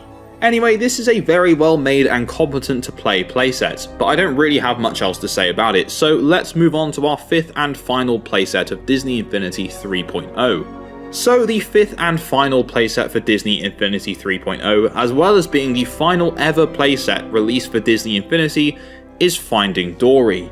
The playset came with just one character, and that is Dory, and then you could purchase Nemo separately, which to be honest just screamed hungry for money at the end of Disney Infinity's lifespan, because they very easily could have just put Nemo in the playset pack, because every other playset typically came with 2 figures. Anyway, enough of that rant. What is the Finding Dory playset about? Well, it follows the plot of the film, and actually features a 2D side-scrolling gameplay style, which I guess kinda makes sense for this kind of game because we've got Echo the Dolphin, right? However, I do think this would have been cool as a 3D experience rather than a side-scroller. So the gameplay consists of you pretty much guiding lost fish to freedom and shooting bubbles to eliminate enemies. And then you can also build a custom reef. Now, much like other playsets, unfortunately not the full voice cast come back to voice their characters here, but Hayden Rowlands, who voiced Nemo in Finding Dory, is here, and Ed O'Neill, who you may know from Modern Family, is still the voice of Hank the Octopus as well. All the other voice actors still do a decent job at replicating their voices. Now, unfortunately, I was not able to get the mods for this working to get it back into the PC version of Disney Infinity, so unfortunately this is the only playset across all 3 of these videos that I haven't been able to play. However, from what I can see is that this game captures the world of Finding Nemo and Dory very well, it's very pretty, and it has that quality that we've come to expect from Disney Infinity playsets. Now that does take us to the end of our Disney Infinity 3.0 playsets, but there are a couple of other things I'd like to talk about from this game. So let's start off with the final toy box game for Disney Infinity, and that is Marvel Battlegrounds. So Marvel Battlegrounds was a toy box game expansion for Disney Infinity 3.0. Now obviously there were no Marvel playsets included in 3.0 because 2.0 was entirely Marvel themed. So the Battlegrounds toy box set was the first set to be sold with just one figure, obviously being followed by Finding Dory, and that figure was an MCU themed Captain America, which is not the same as the Captain America figure that came with 2.0. Now, with the release of Battlegrounds, we also got a few new Marvel characters that you could purchase separately, and those were Ant-Man, Black Panther, Black Suit Spider-Man, the Hulkbuster Iron Man suit, Ultron, and Vision. So the Battlegrounds story sees Ultron teaming up with Loki to steal the Infinity Stone stored on Asgard. Ultron and Loki create robotic replicas of the different Marvel characters and turn them against each other to distract them whilst they steal the stone. Eventually this will lead you to a fight with Ultron. So as well as having these new 3.0 Marvel characters, Battlegrounds was compatible with every single Marvel character released in 2.0 as well, so there's plenty of different options to choose from. The choice of new 3.0 Marvel characters does make sense. They've clearly been made to capitalize on the Marvel movies coming out at the time, such as Age of Ultron, Ant-Man, and the upcoming at the time, Captain America Civil War. All these new figures are very nice, but the absolute standout has to be the Hulkbuster Iron Man suit. Oh my god, it's such a cool figure. So, interestingly enough, whilst this was the first set to only include one figure, it was also the first set to introduce 4-player co-op. So that's just wonderful, thanks a bunch Disney. But anyway, in terms of gameplay, this is an action brawler kind of game. There's nothing too exciting going on here, but the concept itself is the cool thing about it.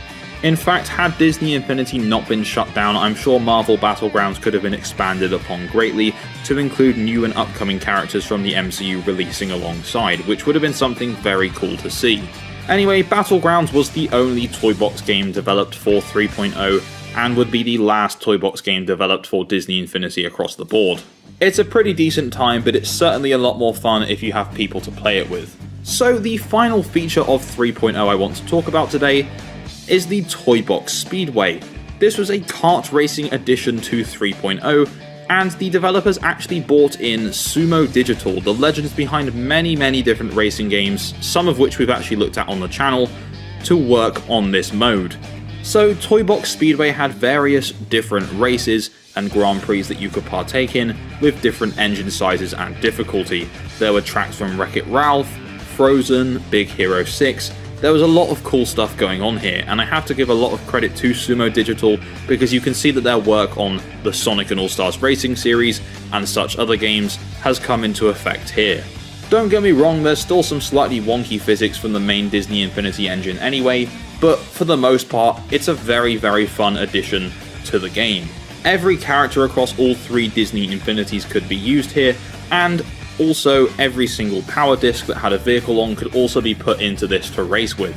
Obviously the bulk of the characters here had to sit in their own cars, but you also had the Cars franchise figures as well, such as Lightning, Mater, and Francesco.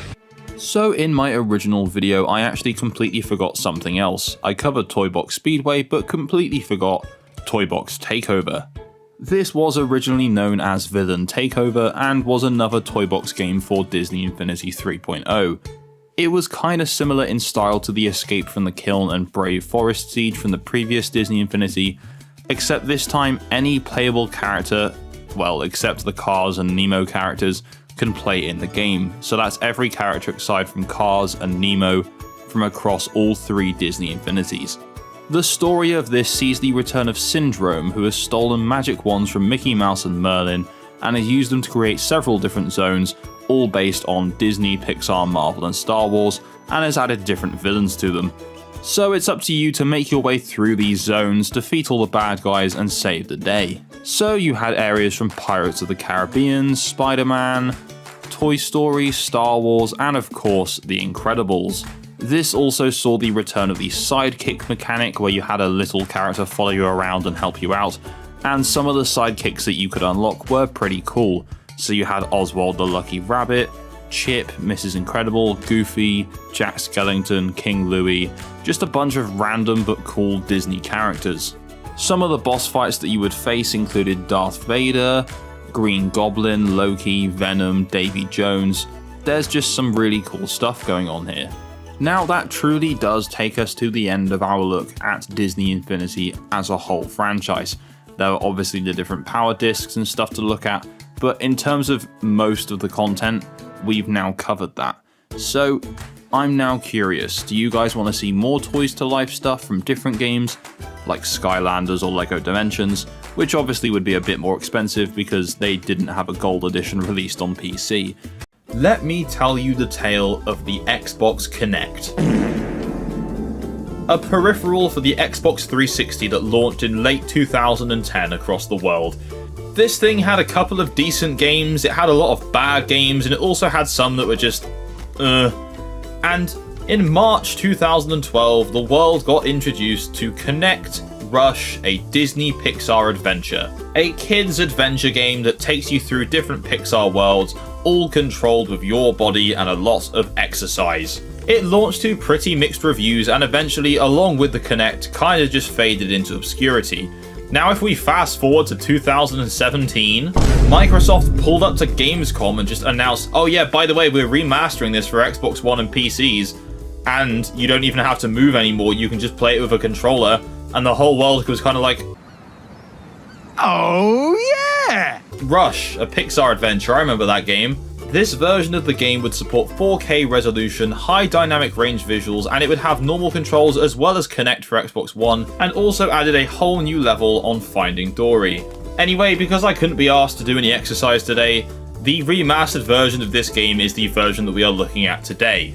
So I will break this video up into 6 sections, which is the 6 worlds that this game has in it. Now each level, except Finding Dory, has 3 levels, with Dory only having 2. So to begin with, I have to say this is just such a strange premise. You get dropped off at a Pixar park, where there's other kids that love Pixar as well, and then you just initiate a play session with them, and then it just transitions into the world. But this Pixar park is just such a strange premise because it's not like a theme park or anything.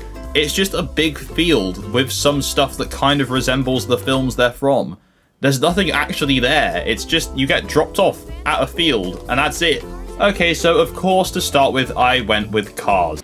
Hey there, you wouldn't by any chance want to play cars, would you? So the first level is called Fancy Driving, and this one is with Mater, who is of course, once again, voiced by Larry the Cable Guy.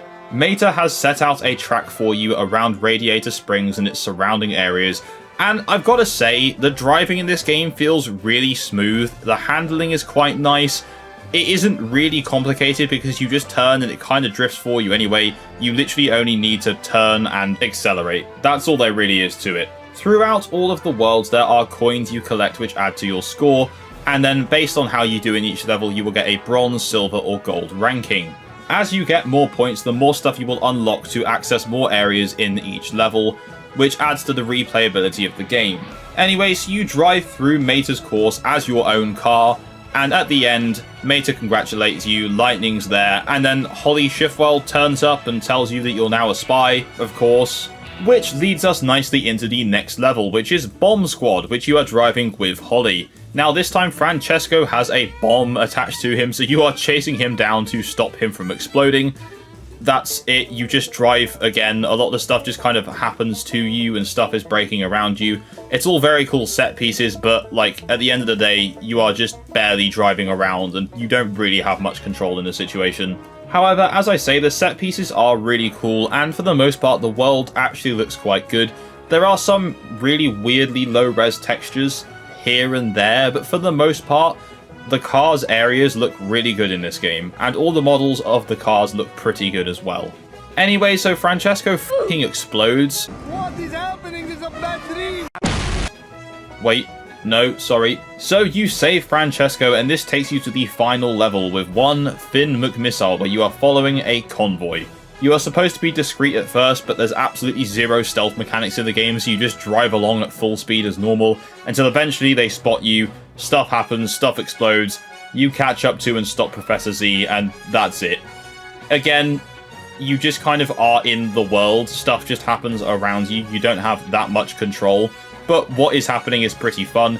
Of course, when you're playing this on a Kinect, I can imagine it's a bit more interactive because you're having to actually move around. But when you're just sat there with a controller and the game's just kind of happening to you, it's not that exciting. And that took us to the end of the cars section. All three levels are pretty much the same, just with some different set pieces. They all look quite nice, they all function very well, and the handling is pretty good. There's not really much else that can be said about this one.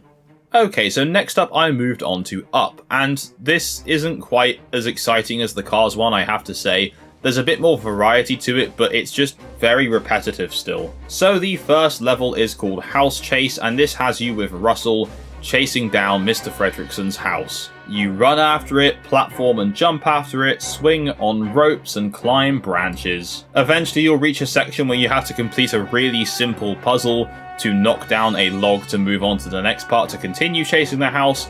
That does involve the AI actually playing ball, because let me tell you, the AI in this game just do not cooperate when you need them to. It's not so bad in the up levels, but later on in the game, oh my god, I was getting so frustrated. Anyway, eventually you catch up to the house, and I have to say, this level was pretty underwhelming. Cool set pieces, nice world design of course, and it looks nice, but controls wise it's just completely ridiculous. Everything feels really clunky, and I don't know man, this wasn't for me. Anyway, so next up we have Free the Birds with Doug, my favourite Disney character. I fucking love that dog so much. Anyway, so this level is literally more of the same of what you've already done, except the rowing. This time you're in the spirit of adventure and you are rescuing Kevin's children. Once again, there's a lot of platforming, hanging on ropes, very simple puzzles, and fairly decent set pieces that all lead to you rescuing the kids and escaping the airship. Again, these levels are just filled with really clunky controls and little glitches that just take you out of the experience a bit. I just feel like a bit more time and a bit more care could have been put into remastering these levels for non-motion controls, and everything would have been so much better. Don't get me wrong, it functions, and if I was like 6 or 7 playing this, I definitely would have had a good time, but for me, I was just like, eh. Anyway, so that led me to the final level of Up, which was Canyon Expedition, which is with Mr. Fredrickson. So again, there's more platforming, more jumping, more sliding, but this time there's also a boss fight with the dog fighters in planes. Once you've played one boss fight in this game, you have played all of them. You dodge a couple of attacks, the character you're with hands you something to throw, you throw it hits the enemy, for the most part the locking on is kind of jank, and then you do that 3 times and then you win. That's it. Once you've done one, as I say, you've done them all. There is a kind of cool section where you also get to fly one of these dog planes, but the controls again, they're just kind of whack. They don't work too well, the handling's a bit off, but it's still pretty fun. So as you complete each world, you'll be congratulated that you've befriended all 3 of the kids that are big fans of each franchise, and you get to take a cool picture with them. How exciting. Anyway, so next up I chose to play the Toy Story levels, and again, it's just more of the same. So some of the actors from Toy Story do return to voice their characters. Timothy Dalton voices Mr. Pricklepants, Joan Cusack voices Jessie, but in a lot of media, Woody is actually voiced by Tom Hanks' brother Jim, and it's the same case here. Anyway, so in toy form you are in fact a toy robot, and the first level is called Daycare Dash, where Bonnie is leaving to go and see her gran, and Mr. Pricklepants accidentally falls out of her bag, and it's your mission along with Woody to get him back to Bonnie. You do this again by completing various sections of platforming, sliding, swinging from ropes, and completing very simple puzzles. To advance to each new section, you just need to find a AA battery to insert into something that will get you over the fence, until eventually you get a kind of cool RC section that pays homage to the films. It's just a shame the RC section doesn't really control that well. Considering they'd already done all the car handling for the Cars section, you'd think this would have gone a little bit better. However, it does then add some variety to what has been a pretty samey experience so far. Once you get through this, you catch up to Bonnie and you're on the back of her car. End of level. Okay, so next up we have Airport Insecurity with Buzz Lightyear. This is very similar to the whole airport sequence in Toy Story 2, except instead of you landing on Bullseye and riding off, you actually have to jump out of the plane and skydive with Buzz. Again, for the most part, it's all very simple platforming, it's all the stuff you've already done, except at the end of it you have a skydive section, and I have to say, it's really bad. It controls like dog shit. When you're going fast, the screen's shaking so much you can't even see what's going on anyway, and the little ending cutscene looks so bad graphically that it really took me out of the game. The backdrop just looks like absolute Anyways, that took us to the final level of the Toy Story section called Dump Escape, which is pretty much how it felt to finish these levels. This one is with Jessie, and again you have a boss at the end, which is the famous Toy Story villain, the Garbage Shredder. Would you believe this level features platforming, sliding, there's actually some gliding this time which breaks it up a bit, which leads you to a ferocious showdown with the Garbage Compactor. And that's it. The level ends. Jessie is there, she speaks and says some things that aren't really helpful. All the characters in this game like to commentate on what you're doing, but like it's a bit delayed. So someone might say you're sliding after you're already at the bottom of a ramp, or you've already thrown a ball and they'll say, oh, that looks good to throw. And it's just not very helpful at all. Anyway, I have to say the Toy Story section is definitely my least favourite so far. The Toy Story films are great, but they're not my favourite across Disney anyway, so this probably didn't help.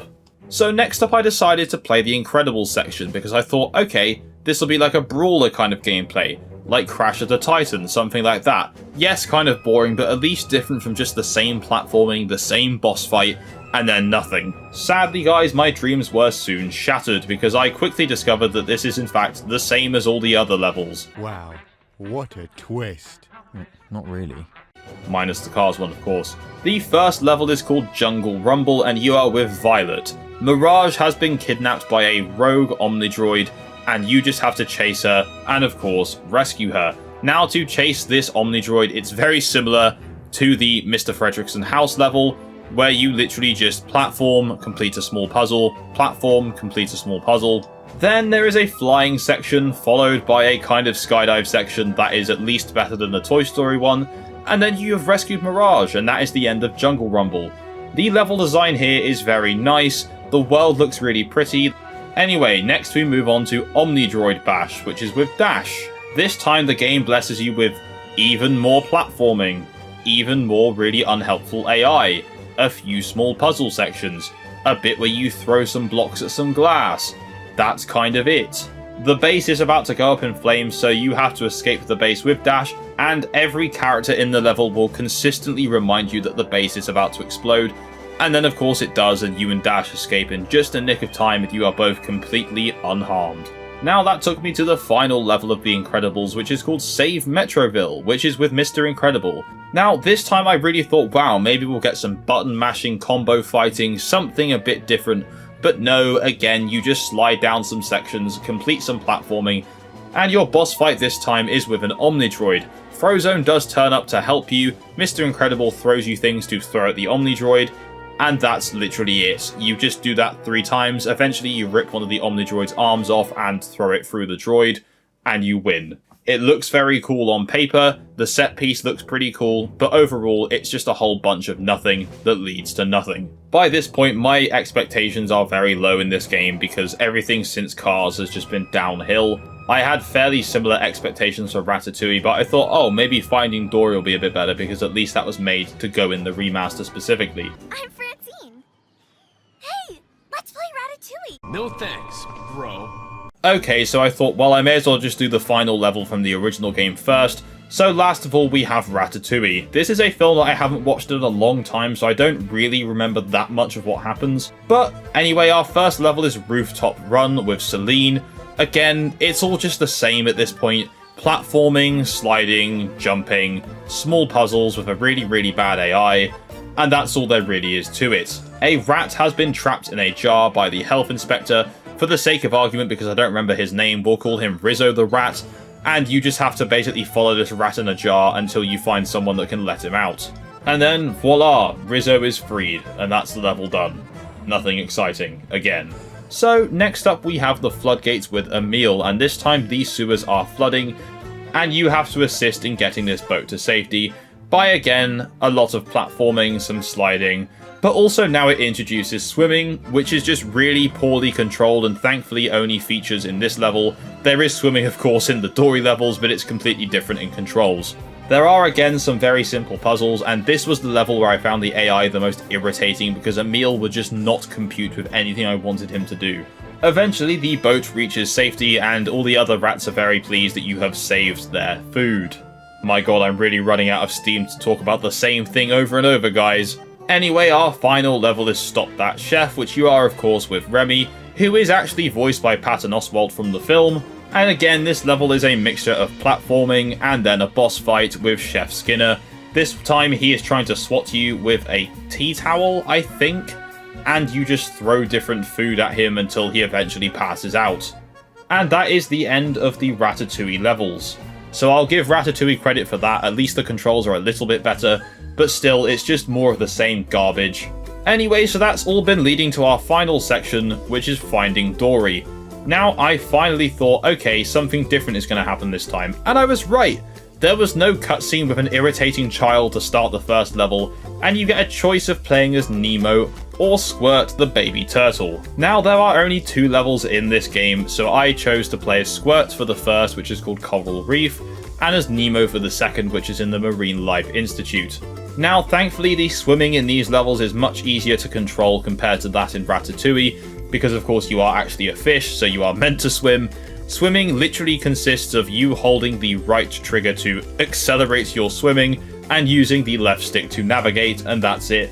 And even then, in both of these levels, there's sections where it takes even the accelerating part away from you and all you have to do is steer, because you're in a current. All of this leads up to you escaping the Marine Life Institute in the second level. This is all with Dory, and that's pretty much it. There isn't so much a story to these two, as it is just playing through some cool sections from the Finding Nemo and Dory films. That's kind of it. It looks really nice, all the characters are very well designed of course, the levels are well designed, there's some cool set pieces. It's just considerably shorter than all the other levels just because there's only 2 levels, and both of them only take a couple of minutes. There's no boss fight in this level either, so it really doesn't last that long at all. But to be honest with you, it might actually be for the best because it doesn't overstay its welcome. Anyway, so that takes us to the end of Rush, a Disney Pixar adventure. Now, this is by no means a bad game, but it's not a good game either. For reference, this game was actually developed by Asobo Studio, the developer behind the WALL-E game, the Ratatouille, and Up, so they did already have a lot of experience with working with these Disney licenses. Critically, this game is currently sat at a 68 out of 100 on Metacritic, which is not bad all things considered, it's just in the average area. I feel like if you're a lot younger, you'll really like this game, but unfortunately the controls are just a bit too janky and there's not enough substance there to keep older players going. In the year 2005, a little game called Nintendogs released. The game and all its versions were a huge success, having now sold over 20 million copies worldwide. These games pretty much put the pet genre back on the map, especially on the Nintendo DS. And when you have a genre-defining game, you're obviously going to have clones that follow. And oh boy, were there many pet-raising games on the Nintendo DS. You had games about cats, hamsters, tigers, even dolphins, and of course Disney wanted to get in on the action. So let me introduce to you a game called Disney Friends. This was developed by Amaze Entertainment for the DS and launched in October 2007 in Europe, February 2008 in America, and June 2008 in Japan. Amaze Entertainment is a developer we have spoken about briefly before, as they are quite well known for a fair few movie and TV tie-in games, and they also worked on the Spider-Man Web of Shadows port for the PS2 and PSP. Interestingly, they also handled development for The Sims 2 for the Game Boy Advance and The Sims 2 for Nintendo DS, so I guess at least they had some experience in the simulation genre. Anyway, so the game begins with you tucked up nice and cozy in bed as Tinkerbell starts banging on your window. She's telling you it's time to get up as it's your first day as a guardian, whatever that means, and then she just basically abducts you and you fly away, whilst reminding you to think happy thoughts so that you fly better. All I have are negative thoughts. You then arrive at the iconic Disney Castle, where you just have to go through some paperwork with Tinkerbell, including getting your name correct and double checking that your date of birth is right. Whilst the game itself is for the ages of 3 and up, I'm pretty sure to be employed here in the UK you do have to be a little bit older than 3, so I'm sure Disney will be having some investigations soon about this. Anyway, once you have cleared through all your paperwork, the game then throws you into your first character room, which is essentially just a tutorial room, but it is with one of the little green aliens from Toy Story. So if you played Nintendogs back in the day, you will be fairly similar with how the gameplay is for these kind of games. The biggest difference I can tell between Nintendogs and Disney Friends is that in Disney Friends you can actually move around the room and interact with the environment a lot more than you could with your dogs, which certainly adds a new level of interactivity into the game. So you can stroke your friends on the head to make them feel more loved, you can tap them to annoy them, and this is all done with the DS stylus. You can tap on different things in their environment and they will move over to it, and if there's something there they can interact with it, like Stitch digging something up or building a sandcastle. There are also numerous items that you can purchase for each character that you can use to play with and interact with them. As well as this, the game encourages interaction with characters via the use of the DS's microphone, with a variety of set phrases depending on which character you're playing with. For example, you can say "the claw" to the alien, and he will say his iconic catchphrase, The claw is my master. Once you get past this little alien tutorial, there are much more things that you can say to the other characters, such as telling Stitch that you love him, getting him to sleep, and getting him to dance and do a variety of other things. Thankfully, if you are in a loud, crowded room, or you simply do not want to speak or get wound up with how inaccurate the microphone can be, you can also just press on these set phrases on the screen, and then you don't have to say anything at all. Which, after about 5 minutes, I found myself doing because every time I tried to say hello to the alien, he thought I was saying goodbye. As well as this, there are 3 different activities you can complete with each of your friends, 2 of which have to do with music and painting, but the other is exclusive to whichever character you're playing with. So for example, Stitch has this minigame where you have to build a little town for him to pretend to be a monster and destroy, which is pretty cool in concept, but all you do is just drag a few shapes onto the screen and just sit there for like 2 or 3 minutes while Stitch slowly ambles about and knocks some stuff over, which I guess is cool when you're like 5 years old, which is the age this was intended for, but if you are an adult, this probably won't interest you very much. Anyway, so as you play with, interact, and have fun with your characters more and more, they begin to trust you more and grow closer to you. And as you progress through this trust system, you'll unlock new areas within each character's world to play in. Which means for characters like Winnie the Pooh, you'll be going around different places in the 100 Acre Wood, or with Simba you'll be going around different places near Pride Rock. This does mean you do get to interact and meet other characters from these characters' worlds, obviously on a much lesser scale than the characters you are the guardian for, but for example you get to meet Lilo, throw a sandwich out, so on and so forth. If you are a fan of any of the films or series that these characters come from, there are some pretty nice touches with their locations and characters you do get to interact with. Now, let's discuss the AI for each of these characters. Now, I know a lot of the time I do say, oh, this game is meant for kids in the sense that it's too easy, or it's based off of a children's IP, but this game is meant for kids in the sense that it's designed to teach kids very simple lessons about responsibility and care. And this is very much so reflected with how the AI behaves and interacts with you in the game. Now, the long and short of it is, if you're a young kid, you're obviously going to react and interact slower with things happening on screen, because that's just how kids are. And that's what the AI anticipates. There's been many times when I was playing where I was just ready to just move on to the next section, and Stitch wasn't quite ready to go there yet, so he just repeats Stitch is busy while you tap him or try and get him to do something else. Obviously, when you're a kid, you're just waiting for him to do his own thing, because that's just what you would do.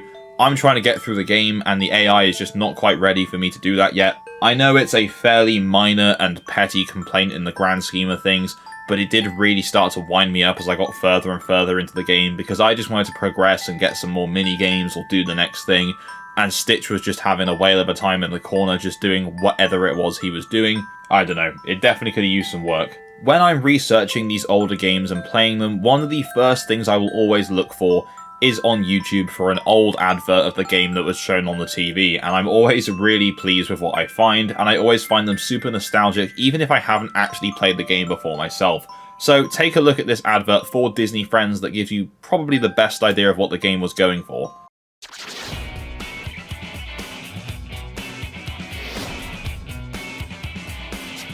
Simba, come here.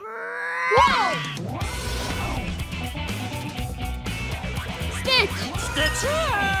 I'm Dory. I'm hungry. Hula! Something else that I find very interesting whilst researching these older games is having a look for any unused content that has been located over the years. And whilst there isn't very much for Disney Friends, there was a really interesting development left over.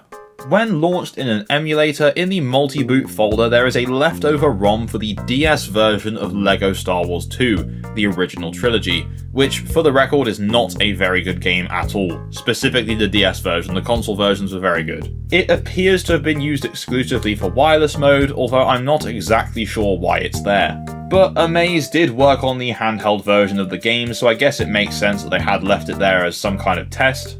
Aside from that, there's nothing really interesting in the unused content for Disney Friends. There's a couple of really boring placeholder textures, but other than that, there's really nothing exciting. Now, whilst Nintendogs went on to sell many millions of copies, as per VG charts, Disney Friends only went on to sell approximately 170,000 copies, which really isn't that high in comparison. Now, in terms of critical response, Disney Friends did absolutely fine. There aren't actually enough critical responses for it to have an official Metacritic score, but the few reviews it does have are fairly positive. They all range between 70 to 75 out of 100. With IGN saying, Disney Friends isn't the best pet simulation game on the market, but it's the only pet sim that comes with pets that kids already have attachments to, which was its entire selling point. So I guess IGN hit the nail on the head there, for a change. However, the user score on Metacritic is significantly lower with a 5.8 out of 10, with one user scoring it a 4 out of 10, saying it's an easily forgettable game, weak and tiring, a game made to try and make easy money off fans of the DS. Which I guess it did, but in the end it didn't sell well anyway, so nice try Disney. Now overall I don't think this game is terrible. There is a fair bit of content here, but the sad thing is it just does get repetitive quite fast. Now I love collectibles in my video games, and there are collectible pins here, as I would expect from a Disney game, but to be honest with you, I just didn't seem fussed to do it. I did not want to collect them all simply because I could not be bothered to keep playing. The game is designed in a way that you play it in short bursts each day, then come back, But if you want to actually just complete the game and get the full experience, all you need to do is just change the date on your DS system, and honestly you could probably complete the whole game in about 2 hours. However, I do really like what this game was going for. It's a pretty no-brainer concept putting cute Disney characters into a Nintendo setting. It made sense. Yeah, this cute little bundle of rust and joy needs absolutely no introduction. WALL-E came out in 2008 to absolutely fantastic critical and audience response. And of course, because this was a successful kids movie, it was always going to get a movie tie-in game. Interestingly enough, WALL-E actually has more than one movie tie-in game. It has a few different versions, but today we're looking at the PC release. This particular version of WALL-E was developed by Asobo Studio. They worked on the PS2, PSP and PC version of the port. Although, just to note, Savage Entertainment also worked on the PSP version of the port. Asobo Studios are a French-based developer. They developed the Ratatouille tie-in game and went on to develop the Up tie-in game as well. Asobo are actually pretty heavy hitters in the industry. They've developed A Plague Tale: Innocence as well as its sequel, and also developed the 2020 Microsoft Flight Simulator, which was award-winning, and have developed 2024's version that's due to come out soon as well. Anyway, so my point is, these guys, they know what they're doing. They're pretty decent at what they do. Now, it's very hard to tie the WALL-E video game down to just one genre. If I had to sum it up, I'd say this was a momentum-based platformer with puzzle elements. And even then, that's not really summing up everything that happens in this game, because there are some other really random sections like on-the-rails shooter bits and stuff like that. But for now, let's just start with the basics, controlling WALL-E himself. So for reference, I was playing this game with an Xbox controller, so to move WALL-E around you are using the left analog stick, and to look around with the camera you obviously use the right. WALL-E has a jump with A, but unless you're going very fast up a ramp, it's not particularly efficient. You can use his lasers with Y. X is his kind of do things action, so like interactive stuff, dig stuff up, so on and so forth. And you can also go first person by using the bumper buttons. So WALL-E navigates around his environment using ramps and slopes to gain speed to jump over certain gaps, or reach places he might not have been able to just by crawling around as normal. This took a little bit of getting used to when I started playing the game, but I have to say it handles really well, and I like how the movement feels. Plus, seeing WALL-E basically just go down a half pipe is just hilarious. Now, this game has 24 levels, so I'm not going to break down each individual level in this video because otherwise we'd be here all day. But what we will do instead is break down each style of level, as there's quite a few of those anyway.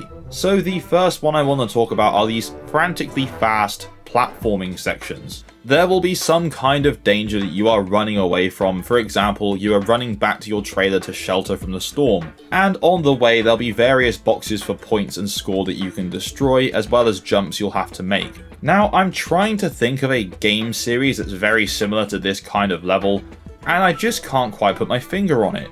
Wait a minute! Oh, yeah! Yes, that's right, you can make several Crash Bandicoot comparisons to this game, but I'm just going to leave it at that because I wanted to make that joke. These segments of gameplay, whilst not the most challenging thing in the world, are actually still quite difficult. There's a lot of timing involved with WALL-E's jumps, and you have to have the right amount of momentum to be able to make it. And I found myself, especially in the later parts of the game, struggling to make some of those jumps and having to do several tries. Overall though, I found these levels very engaging, fairly challenging, and pretty much just a good time all round. Yes, that's right, I know it's surprising that Cledge is actually being nice to games. Quite the character development, really. I just want to take a quick second just to showcase the death animation for when WALL-E falls. It's just so abrupt, I love it so much. Okay, so next up we're getting into the real bread and butter of this game. These levels take up pretty much most of the game, and they are the momentum-based, puzzly kind of platform sections. You'll be doing a variety of things within these levels depending on what part of the game you're in, Early game, you'll just be doing Wally's day-to-day life, then following Eve, but later on it'll be to defeat the steward bots and to save the day, save the planet, so on and so forth. Now, I've already discussed Wally's movement and how he gets around these levels, so what else do you actually need to do? There will be multiple areas in each level, and to progress into each area, you will need to collect so much energy. These energy cubes can be broken by either Wally's laser or by just crashing into them. They'll be hidden behind very, very easy puzzles, in places you need to platform up to, or just places to shoot them down from. Now, sometimes to access these cubes, you'll need to get into certain rooms, and these rooms will be locked with what is essentially a quick time event, but the game will show as a puzzle. You will have to bypass the lock, and that will be done by using a memory game where you have to match the colors. You could just have to match the code, or repeat a pattern that's been shown to you. It's all fairly easy stuff, sometimes it just takes a bit longer and overstays its welcome, but overall it's pretty harmless. It's just a classic sign of a 2000s game. Now, the other side of the puzzle solving in this game comes from getting other rejected bots to follow you around. Just sounds like my time in school, really. But there are a variety of bots that will help you get around. There's an umbrella bot that will bounce you up to higher places. There's a bot that lights up dark spaces and scares off little Remy rat robots. There's a robot that just likes to punch stuff and punches blocks out of your way. And there's a defibrillator bot that also overrides electrical seals. And thankfully, none of these bots are a one and done kind of job. You do have to use each of these a few times throughout the game, more later on in the game because you don't find these until you get on board the ship anyway. But the real question is, how do you get these bots to follow and help you? Well, my answer is I really hope you like the song Put On Your Sunday Clothes, because you're going to be hearing it a lot. When the game opens, whenever you press RB on your controller, Wally will start playing it. That's how the bots follow you around. Anytime you finish a level, that then plays on loop until you go to the next level. I was liking it at first, but by the time I finished the game, my god, I was so sick of that song. I would add it into the video, but I'm not a fan of copyright warnings, especially from the big House of Mouse. Anyway, interestingly enough, the composer for this game is called Bruno Kuhn, and he was the same composer who did the Cars the video game soundtrack. But he actually recomposed a variant of Put On Your Sunday Clothes specifically for the game, which I think is pretty cool. But we'll get more on the music later. Now, the other major parts of these kind of levels is the combat. Ooh, okay, this is probably the only thing in the game that I wasn't too fond of. These stewards, especially in late game, will become the bane of your existence. These irritating fuckers will chase you everywhere. Now, Wally can use his laser to destroy them, but this does take quite a long time, so if you have a cube or something you can throw nearby, you're definitely better doing that, because the thing you throw will ricochet onto other bots and destroy them as well. The issue with the combat is a lot of the time it feels very claustrophobic and you don't have a lot of time to react. You can try and keep your distance, but even if you do that, the bots will throw stuff at you before you manage to laser a single one. Or they'll spawn where the cube you need to pick up is, and they'll electrocute you and you'll be dead before you can even reach the projectile to kill them in the first place. The combat isn't particularly challenging, it's just frustrating at times, to be honest with you. It's the only thing letting this game down, really. So next up we have these on-the-rails shooter moments. These ones are a bit weird and feel a bit out of place in this game, but in terms of functionality, like, they're good. Just when you've already got combat, puzzles, platforming, you don't really need on-the-rails shooter sections as well. I don't know, I know it's to break up the gameplay, but personally for me I just thought it was kind of pointless. I believe there are at least 3 of these throughout the 24 levels in this game, and they're not bad, they're just pointless. There's not really much else I can say about them, to be honest. Which takes me to the part I've been wanting to talk about, the only time in the single-player story where you get to play as Eve. There are only a couple of times you get to play as Eve throughout the game, and those times do not last very long at all. They are about a minute to a minute and a half of flying, whilst usually carrying Wally as well. You have to blast stuff out of your way, dodge projectiles, and get to the end of the level within the time limit. They are kind of similar to the Wally sections where you are racing as well, but obviously you fly. It's just a shame that obviously Eve is your secondary character and you only get to play as her for a grand total of about 3 minutes in the whole game. I mean, obviously you can just replay the levels, but that's not the point. I wanted more content, not the same stuff. Anyway, this game follows the exact events of the film, and after playing through all the levels, your final part is to play as Eve and save Wally and bring him back to the trailer. So you do this, you get a cool little cutscene, and that's it. the game ends. But wait! There's more! Nah, I'm just kidding, there is more to it than that. The game has some additional levels for you, and now I thought, oh, here comes the real challenge. This is going to be really difficult, it's going to be some cool time trials or challenging levels, but no, it's just more of the same shits that we've already had. I think it took me a grand total of 15 minutes to clear the additional levels, and I was taking my time as well. But you know what, they didn't have to give us anything extra out of the story, so it's nice that they did. Anyway, so with the actual gameplay wrapped up, let's talk about the graphics. Parts of this game still look amazing today. The models for Wally and Eve look phenomenal, they still hold up even in 2024. Some of the levels look really good, some of them look absolutely awful. However, the ship itself looks fantastic and all the environments around there look great when you get there. The other bots all look really nice as well. The humans, on the other hand, oh. Anyway, my man Bruno, you really cooked with this soundtrack. Like Cars the video game, the soundtrack does not have to go this hard, but Bruno has done a very good job capturing the world of Wally with the music. Even if you don't play the game, I would highly recommend that you listen to the score because it's just really good. Obviously the film's original score is fantastic as well, but this game's own is also great. Now, critically, the PC version of this game got very mixed results. The Metacritic score is 58 out of 100, but the mixture of scores is very weird. You've got a high of 75 from IGN of all people, which is quite surprising, and a very low 22 from PC Gamer, saying Wally may be rated E for everyone, but no one should be forced to play it. Personally, I think that's a little bit harsh. I would definitely put this game around the 70 mark. Not perfect, but definitely a good time. Really, other than the combat, the only other problem I experienced in this game was the camera was a bit awkward in places, especially in the couple of stealth sections where you're trying to hide from the stewards. But this game absolutely does not deserve a 22 out of 100 score from PC Gamer there, oh my god. So the final part of this game that I do have to talk about today is the multiplayer mode. Yes, this game does have a few minigames stapled on as extra, so you can play with a sibling or a friend if you like. Or if you're like me, you can just plug in an extra controller and still keep playing by yourself because you have absolutely no one else to do it with. There are 5 minigames. The first one is Plant Collection, which is about as exciting as it sounds. You just have to collect as many plants as you can within the time limit. You can attack your friend and they drop the plants, and that's it. Next up we have High Speed Flight, which is another chance to play as Eve. It's just a 3-lap race where you can shoot each other whilst you fly. It's pretty cool. I'm sure it was a lot more cool back in the day when it came out. Next up we have Spaceship Shootout, which is just the on-the-rails shoot section from the story. That's it. Again, harmless, nothing wrong with it, just kind of boring. Next up we have Wally's Race, which is just, again, very self-explanatory. You and another person playing as Wally just have to race each other across a 2-lap race. And finally we had Heavy Traffic, but I can't even show you guys this one because every time I tried to open it my game crashed and soft-locked my whole computer. But from what I can gather, the general consensus is it's just Frogger or Crossy Road, but with Wally. And there we have it, that is Wally the video game for PC. This version is pretty much identical to the PS2 and PSP version as well, and I have to say, this is a really good game. Yes, it has its flaws, it has all the bearings of a 2000s movie tie-in game, but it's also very well made.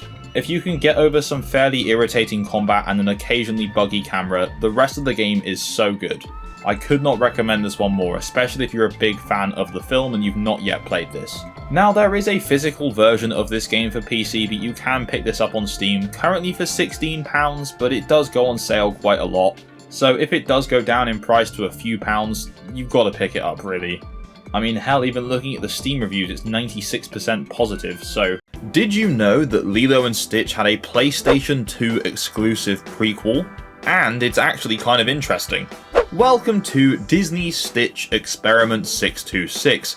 Developed by High Voltage Software and published by Sony, this released in June 2002 in America, just 2 days before the release of the film. It would eventually see a release in Europe in late 2002 and Japan in March of 2003.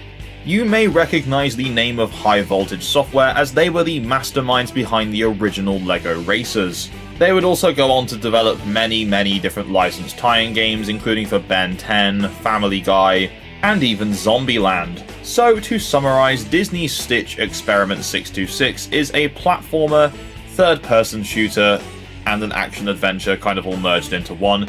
The two primary things you'll be doing are platforming and shooting, and of course, collecting items. So the story begins with Stitch being known as a fugitive. He's out and about with Jumba, looking out to collect DNA. The DNA that you collect allows Jumba to create his 700 series of experiments, and along the way you'll face off against the evil Dr. Habit Rail, who's a pretty threatening looking dude. You'll face up against Experiment 621 because he feels inferior to you, and at the end of the game you'll face Gantu, who, by the way, for some reason apparently isn't in the new Lilo and Stitch live-action remake because he wouldn't work. Very strange. Anyway, okay, so now that we've laid out the story, let's get into the controls. So to move Stitch around, you can either use the D-pad or the left analog stick, but the issue is the camera is kind of tied to Stitch, so when you turn Stitch left or right, the camera moves with that same analog stick.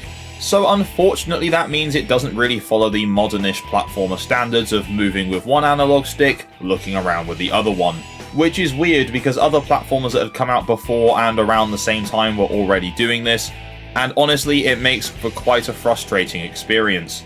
Anyway, to jump you press the X button, and Stitch does have a double jump, so you just tap the same button again.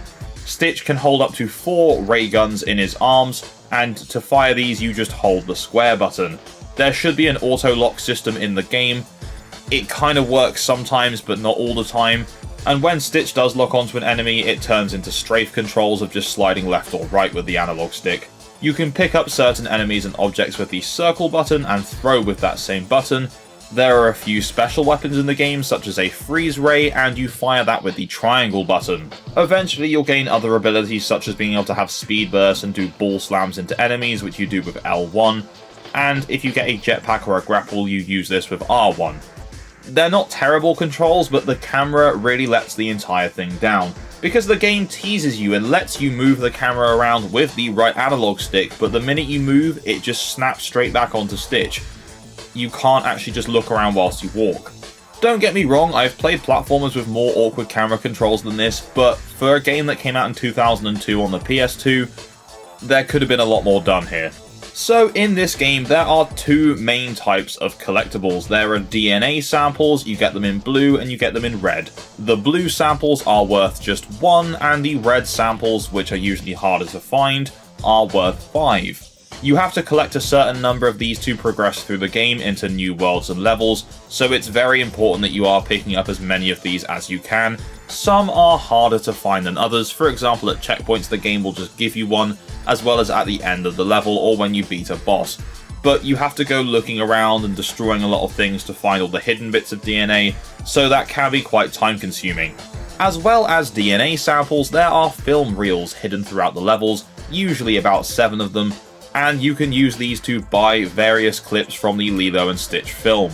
So if you were one of the few people that bought this the 2 days before the film came out in America, you could have seen many different parts of the film just by playing this game. As well as these collectibles, there are also a few other things that Stitch can pick up throughout his adventure. These include food that will heal Stitch from when he takes damage. There's a lightning bolt you can pick up that gives you temporary invincibility. The game usually gives you one of these when you enter an area that has quite a lot of enemies that are going to spawn. It's always a good warning sign. And as well as these, Stitch only starts the level with 1 blaster, and obviously he can hold up to 4, so as you progress throughout each level you will find more blasters, which increases your fire rate. So how is it controlling Stitch? Well, it's okay. In the larger, more open areas, moving Stitch around is great, there's no problems. But when it comes to tighter platforming sections, because of how fiddly the camera can be, it can be really frustrating trying to see where you're going. If you know you have to make a difficult jump, half the time you're going to have to stop, use the right analog stick to try and look around, because if you try and move Stitch he might fall, and then you just kind of have to jump blindly to the right or left wherever it is you're going, and hope that you land on the platform you've aimed for. This game does have a couple of issues, but the biggest crack that really ruins this game for me is definitely the janky camera. The camera problems continue when you get into combat as well. As I mentioned previously, it should just auto-lock onto enemies and Stitch can strafe around, but the problem is when enemies spawn around you, it doesn't auto-lock onto the next enemy, and it's very hard to just turn Stitch around half the time. Especially in situations where there's more than like 2 enemies, because Stitch loses health very quickly. Thankfully, if you do lose all your health in combat, or you make a mistake during the difficult platforming, then the game is very generous with checkpoints, so it's not hard to get back to where you were before. Throughout each level, there are also these red floating circles that are just lines of dialogue from Jumba or other characters, and part of me thinks the developers knew this game was kind of awkward to control, because the amount of hand-holding that Jumba does for you in these games is quite impressive. At various points when you have to use the grappling hook, he constantly reminds you to let go of the grapple hook earlier so that you fly further, and if you've missed a section where Stitch can climb on the wall, he will remind you that you can wall climb as well. This game also features a few boss fights with the aforementioned Dr. Habit Rail, Experiment 621, and Gantu. These boss fights aren't particularly hard, but can sometimes be frustrating, again just down to the movement and the camera that the game provides you with. Once you get used to the jankiness though, they're quite easy to get through. So in terms of design, how does this game hold up? Well, you can see that High Voltage Software actually cared quite a lot about the IP. The world design is pretty good. Each planet feels quite hostile and different as you visit them. There's a pretty decent atmosphere that's been created here. Stitch himself looks pretty good considering this is a 2002 game. There are some pretty funny looking CG cutscenes, but outside of this, the game actually looks pretty nice. The level designs themselves in terms of the platforming challenges are good, they just don't really work with the controls that the game provides you.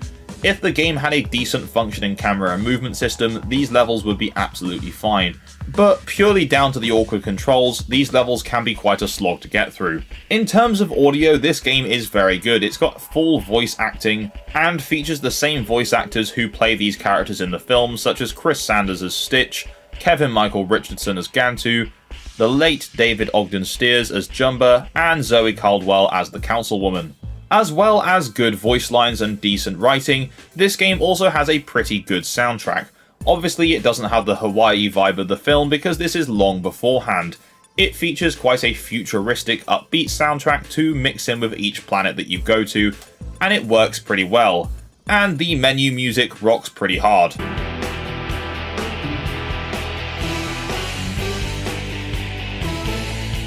In terms of the design choices for visuals and audio that High Voltage Software made, it's pretty good going, and it's such a shame that a very promising tie-in game has been let down by such a terrible camera, because otherwise this would be a pretty nice companion piece to the film. Experiment 626 also has a bunch of unused assets, such as this very weird fan-looking thing, which is in the codes described as OJ shot. Now, it appears that this would have shot you at a certain distance, but when you put it into the game, it can't be interacted with, and the animation does not play unless you give it a different behaviour. There are also a variety of other random things, including turrets, birds, fish, whatever the hell this thing is. In the code, this is just known as Lunk, L-U-N-C, and it appears that it would have been one of these platforms you could stand on, and if you were on it for too long, then it would have snapped up and attacked you. But I just have to say it's absolutely terrifying to look at. But now the question that remains is, what was the response to Experiment 626? On Metacritic, Stitch Experiment 626 holds a fairly okay 59 out of 100. Now obviously a lot of critics cited the terrible camera as 99% of the problems with this game, while some just had general issues with the game's easiness. In terms of user score, it holds a fairly respectable 6.8 out of 10, with a lot of people looking back fairly fondly on this game from their childhoods. In terms of sales, Stitch Experiment 626 sold fairly well, with 300,000 copies sold. This is as per VG charts. So that takes us to the end of our look at Stitch Experiment 626 for the PS2. I really wanted to like this game, and I really tried to, but it's just let down by some really awkward camera controls. You can see that a lot of love and care went into crafting the worlds in which Stitch visits. It's just a shame that that love and care wasn't poured into testing the controls. So what do you guys think of this game? Have you played it? Did you like it? Please let me know in the comments down below. And if you enjoyed this video, please leave a like, and if you haven't done so already, subscribe and tap that bell for notifications. And I will see you in my next video. Bye bye.